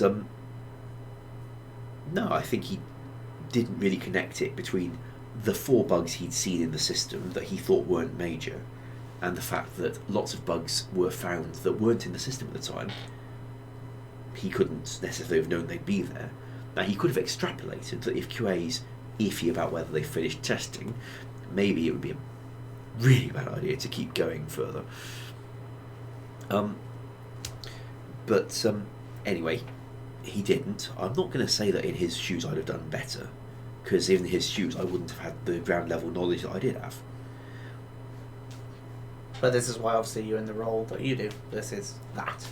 I think I would be able to block an update from launch if I were willing to argue it Have was you? just too damn buggy. In all the time you've been in the 15 years you've been at Jagex, have you personally ever been in that position to go, no, let's block this right now and let's not launch it? I've never had one get that far through development Okay. to its launch day. If something's not looking good, it would be identified in old school or further back. Are there any that come to mind that you can recall? Now, the exception that comes to mind is Last Man Standing. As in the original Last Man Standing. Yes. Right. See, I remembered a few things going out on launch days and struggling with lots of players in an area. So I had a good chat with the dev who was going to write the game starting system, and described how he could make one that would not have the bias towards standing in the north like Pest Control did. What the hell's with that? And would also be able to start multiple games in quick succession. I guess I didn't explain it very well, and maybe I didn't give him enough support afterwards to check that he'd implemented it in a way that was going to work.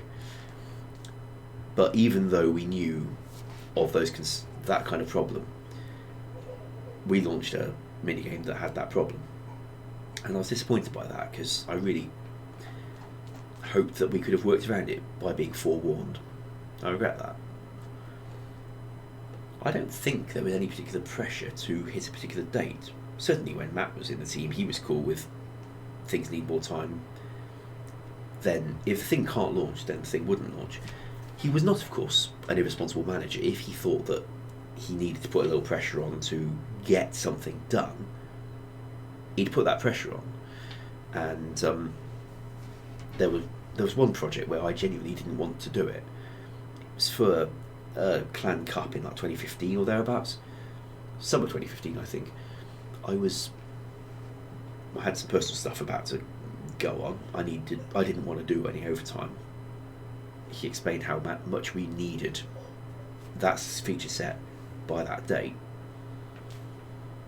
I did it, but I was generally unhappy about it. On the other hand, there's probably never going to be a manager who can say, "We'll take all the time you need." Oh, do you not feel like working overtime? That's all right. We'll just postpone the whole thing. And I've occasionally chivied staff to jolly well deliver inside Jagex and with hobby stuff elsewhere. So it's not something to hold against him for doing it. Gotcha. Okay. Anything else in 2008 that comes to your mind? Not really. I mean,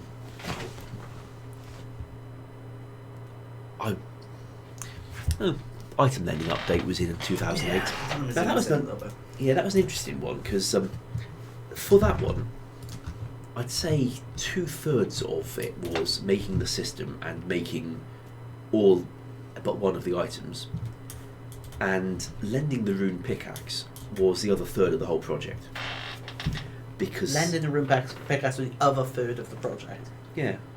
The reason for that is that the mining code from 2004 was not written in a very expandable way.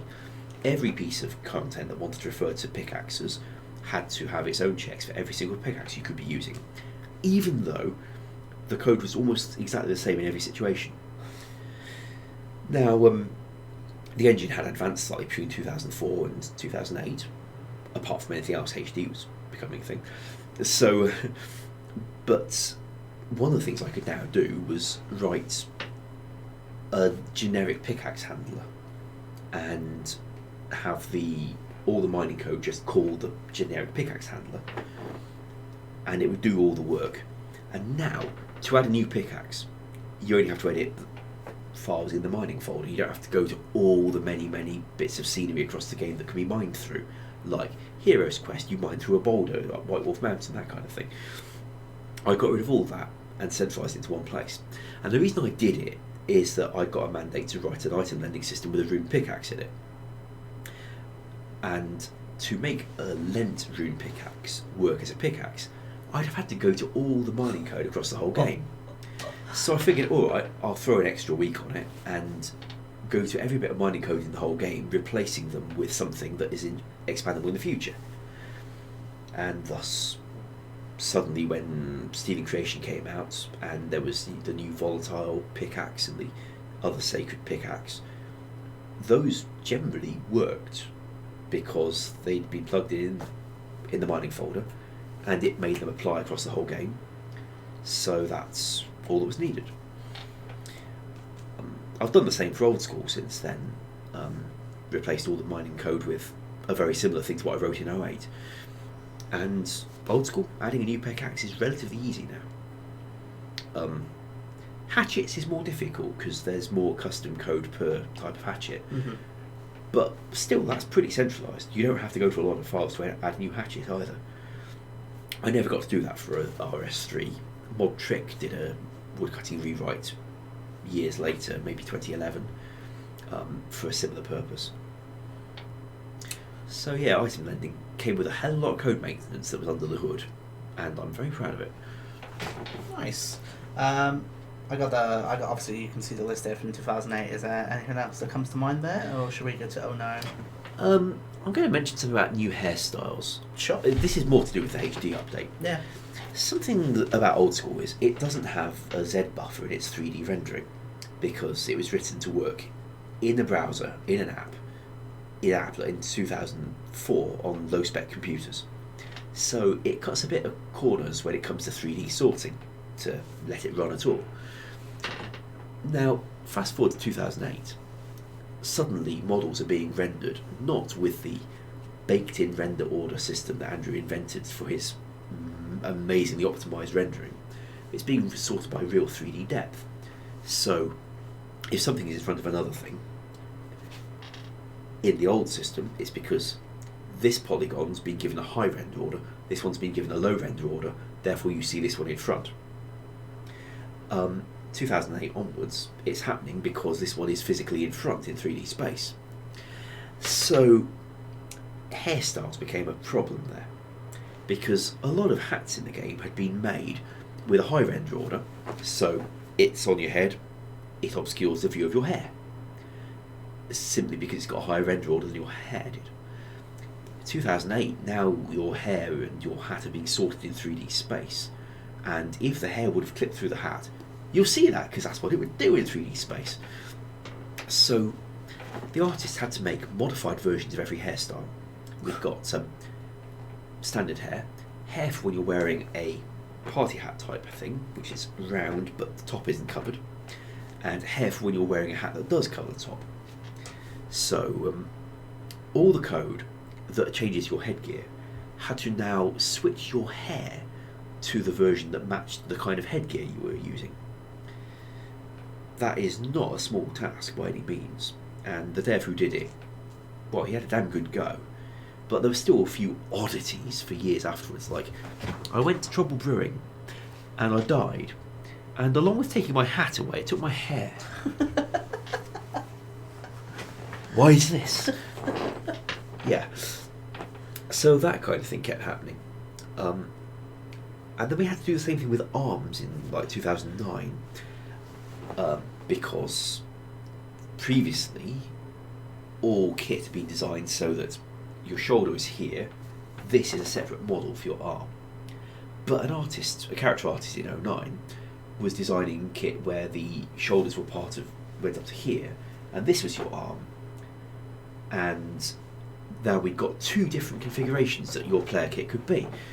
We've got some kit which stops here, some stops here, and if you equipped, say, a rune chain body, that was programmed to replace your torso but not your arm.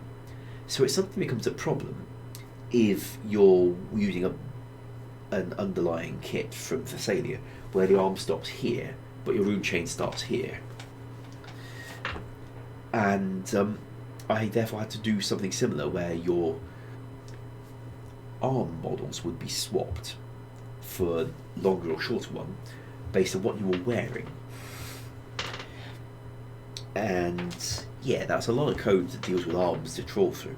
I actually had a pretty good strike rate, I think. Probably didn't get them all, but it could have been a lot worse. We got some great player kit bugs. Fremnik Sagas had an amusing one. It wasn't. This was many years later in engineering. Yeah. Yeah, where you were playing a Thok for some of it, right? And if you were a female character and you went in to play as Thok, sometimes you'd come out with Thok's chest still. And so, yeah, I went into Demon Hunt and all I got was this stupid torso. A lady came to me in game, PMing me, said, Ash, can I have my boobs back? Can I have my boobs back? I escorted her to the makeover mage and said, Pete or Petter, we'll give you your boobs back. Sorry about your boobs. And we'd given makeovers free at that time because of all the problems we were having. Apparently, you could say Thok. No, I cannot. No. So, do you know the backstory behind this? Were you on a pronunciation video? Oh, but the reason why they put me on that pronunciation video was because in one of the first streams I ever did for RuneScape was a Kalphite Kinmass, and someone asked a question on that character, and I said it, and I just, I read out the question, and when I said the word, which when I pronounce it comes out as fuck, I panicked and I was like, oh my goodness, I didn't mean it to sound like that, and then it became a Ven, which I still cannot say. That's the story behind it. You can say it properly, which is great, but yeah, that's why I laughed initially when you said it, because I was like, it just had to be him, didn't it? Oh yeah, it's just typical. Well, I can't remember his brother's name. Mamoros? That's the one, Mamoros. Damn, how impressed I even remember that one. Yeah. Anything else from 2008 that comes to mind? Not really. Cool. Alright. 2009. One thing I did in 09 was rewrite all the random events. Reason being, they've not been very effective, but they still had some use, especially the ones that took you to an instanced area, because it was a bit hard for the bots to work out where they were in that era. Obviously they've worked out since then, but events were changed to take you to an instanced area, like the Surters, Miles and Giles got an office, things like that. Mm-hmm. And events that couldn't really be changed into that would be just retired, like the evil chicken just turns up around chicken places and quacks at them or something. And the Shade went down the Stronghold to security, like what Old School did with it. It was an interesting project because I got to, experience writing systems for things, generic, centralised things, so that all random events would work off of it in a consistent way, rather than what they've been doing before. So, I was still relatively new as a developer. I'd only been doing it full time for 2 years. It was a good learning experience, especially making the reward systems for it, scaling off your quest points and your skill total or something like that. But with flexibility, so that custom random events could have custom things associated with them, like the mime kit. I rather enjoyed that. It took a long time though, and in Old School what players mostly wanted was to be able to get rid of the darn things and not be killed while AFKing. So we didn't try for an extensive rewrite taking months. We went for, the players just want rid of them, we won't try and get fancy on it, we'll just do what the player asked for here. Just looking at the chat really quickly. Is there going to be a party? How much longer is this going on for? I'm aiming to finish by midnight because Ash still has to get a taxi home. It's got a bit of a long distance for him. That is what I'm aiming for. I think if you wouldn't mind calling it quits at 11:30, 3.5 hours is a pretty chunky stream. You are the boss, so if that's what you your want. house, your rules, but yeah. That's fine. So okay, we can leave it there. If maybe there's anything you just like to take from the chat for the last 5 minutes. Let's make it. Or from that Reddit thing. Yeah, I'll run up the Reddit thread, and also anything you want to ask in chat now is your time. Ash will answer what comes up. I say so. Nutty wants to know, if I had 6 months to work on one major content update by myself for Old School, what would it be? So, this isn't a major player-facing thing, but it's major for the infrastructure and abilities of the team. At the moment, all wielding of items is programmed directly onto the trigger for clicking on the item. And it's just written as code, like you click on this item, it checks your defense stat against number 40, whatever, and says no or yes. Now there is no lookup I can do on the item that asks what its requirements are or what its defense level is. All we've got is that when you click on it, a piece of code is run that happens to have these checks in. So as you can imagine, it would be very powerful if we had that on the items as metadata, so that when we want to refer to it in a different context, we can do so. Take an example from Reddit not that long ago. We did a change to the bank so that you could see the items you've got equipped there. Players pointed out, wouldn't it be nice if you could equip items without withdrawing from the bank at all? Like, just click on them in the bank and it gets equipped. And the answer to that had to be no, because the code for clicking on an item depends on it being in your inventory. To have code in the bank that also does it, we'd have to replicate all those checks for all the stats and quests and things before we could let you equip the thing. And we don't really want to just copy and paste all the thousands of equip requirement code there is. That would be, well, we'd probably miss some. And at the end of it, we'd have real spaghetti and the huge risk that if you change it in one place, you forget to change the other, etc. So what I'd want for this to do is take all the equipping code in the whole game and delete it, replacing it with metadata on the items so that it becomes searchable attributes on the item. That way it can be used by any code. The code in the bank for equipping it without withdrawing it. The code in the Grand Exchange so that you can see attributes of the item before buying it. Obviously we got around that one by players having very kindly made a very, very detailed wiki for us, and we linked to it. But being able to do it in the game wouldn't be unreasonable. Being able to click, in 2009 I could click one item on another and draw up a page, a simple little window in the app comparing their items there and then. Like the wiki's got it too, but where you type the name of the item. Yes. I could do a lot more of that stuff if this rewrite were done. So while it's about the least glamorous thing on the bloody planet, actually there was a request from a clan fighter the other day. Don't know their name, but they wanted us to be able to have a clan wars option for nothing with a requirement over level 40, or nothing with a requirement over level 30 or something. And we can't do that search because all the kit in the game doesn't have an attribute on it saying it's level 40. Only when you click on it do we find out. And we can't tie into all of them to have a check saying, oh, and if you're in clan wars in this mode, don't equip it, because that would be unfeasible with a number of things. Really bad idea. But if we'd done it off metadata, then as you go into that clan war battle, it could say, oh, you've got an item in here with this parameter on it that says that its requirement is over 40, so you can't bring it. It would be very powerful, very unglamorous, and probably a bit of a disappointment to the player asking the question.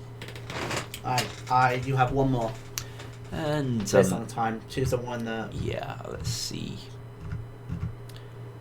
Oh yeah. the what do you do the volunteer work thing that we saw earlier? Oh, yeah, I got you. Oh yeah. So actually, yeah, I think it's a good point. So like, you do other stuff outside of Jagex. So some people might not even know. You obviously mentioned that you are still you're involved in a little bit of charity stuff. Is that correct? A little, yeah. So give me a rundown on that. I spent 9 years as the assistant treasurer for a local charity with a 6-figure annual turnover. My responsibilities included doing the bookkeeping on every few weeks, typing all their numbers into the Sage software. But the most interesting bit was preparing their annual accounts for audit, according to the current SORP, Statement of Recommended Practice. Apparently you can't normally find a volunteer to do that sort of thing for a charity of any size, especially when it's got to go through a proper audit with real auditors. It's not like being vetted by a local professional who's willing to write you a letter of recommendation. I was doing this for real auditors, and it was a challenge, especially when FRS 102 came out a couple of years back, and I had to present the accounts in whole new ways and work out how to make a profit loss, but a cash flow statement, which we'd never had before, but there'd been a big bequest that tipped us over a particular balance. Anyway, so I did that for 9 years. The reason I stopped for that charity was that I was term limited. Their constitution said that trustees should only serve for 9 years. So you literally hit your full limit. Yeah, when you max, you stop levelling. So that was, well, obviously I missed it slightly, but one of the members of the board, he was on another charity and asked if I'd be willing to help out with his charity because they needed a new treasurer. Their current one was retiring, and he thought maybe I needed a new charity in my life. So I ended up becoming treasurer for the Cambridge and District branch of the Citizens Advice Bureau. That's Citizens Advice Bureau is a very big charity indeed, but it's a sort of franchise. So each town will probably have its own Citizens Advice Bureau as a standalone independent charity, but working within the franchise of the overarching one. And I'm the treasurer for the Cambridge one. Now, it's a charitable incorporated entity, so I'd be registered therefore as technically I suppose as a business director.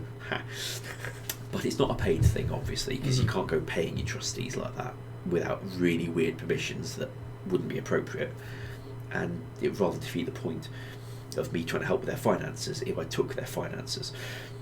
But they appreciate having somebody who will review the financial decisions being made by their frontline staff, and someone to talk to someone to write a stern letter to the auditor maybe from time to time, or explain you're advised to do such and such. We have done it and here's the result, or we have not done it and here's why. They just want to, I'm the extra pair of eyes for those moments, or the person to take the legal responsibility if it all goes to hell. I think I get to go to prison. But yeah, cambridgecab.org.uk, I think we are. We welcome any donations from anybody who's enjoyed this stream. Mod sellout. But it's a charity. Who gives a damn? Yeah, somebody once tweeted me saying, Ash, if you tweet me a selfie of yourself with my Twitter background on the screen behind you, I'll send $10 to the charity of your choice. So I got them an extra £10, I think he gave, by tweeting a selfie. Amazing. Yeah. Well, anyway, that's my current voluntary work. It's not a lot of hours, but it's sure can be scary sometimes, especially as they're dealing with a turnover of about 900,000 a year. That is fairly serious money, and like 35 people's jobs, and finding that I've got any legal responsibility for that kind of activity is what you might call scary. cambridgecab.org.uk if anyone is enjoying this stream a lot. Awesome. Anyway, and with that, thank you very much for a lovely evening. No, thank you. I've loved every second of it. I'm not to peer pressure you and ask you this question while we're live, but we only got to 2009. Do we see more of this happening? Provided I don't turn out to have said something that gets me asked to not do anymore. And, of course, if you and I find a free evening that lines up. Thanks for watching, Lisa. Miss you. Aww. There you go, Ben. And, I'm happy to... okay, how about we say this? Should we check in a week's time? If a week's gone by and people would have watched it and you haven't been told, oh, you shouldn't have said this or whatever, I think we'll be okay. There's bound to be something I shouldn't have said. Frankly, there's any number of things I say sometimes in the office I shouldn't have said. I'm not very good at filters. A player once tweeted me to ask, like, Ash, are you autistic or are you just pretending? To which the answer was, never been tested. But I did alright at school, got into Cambridge, graduated, got a nice job, got a lovely wife. If there's something wrong, frankly, it could have been worse. Beautiful answer to an idiotic question, to be honest with you. Okay, so yeah, what we'll say is that obviously we'll end up chatting after this as well. I'm sure we'll be in touch in the future. And I guess we'll just check in the near future and see if everything's okay and if we can do another one of these, because I would like to continue on from 2009, and it will definitely take us up to the time you joined the start of Old School, what those days were like, and everything else that goes from it. And if we ever do one from the Jagex office, even if we don't get to borrow their streaming room, because even I can't go in there. I did ask them. Yeah, and at the very least there are meeting rooms. They told me no. So well, we could probably get a meeting room if not that, and I would be perfectly willing to play the Jagex piano for you. Oh my god, a live musical show with Ash as well. How about that? Well, thanks for the the PR and the attention, and please, it goes the other way around in my opinion. Like, for me, like, official streams, the Q&As are great, but obviously they're time limited.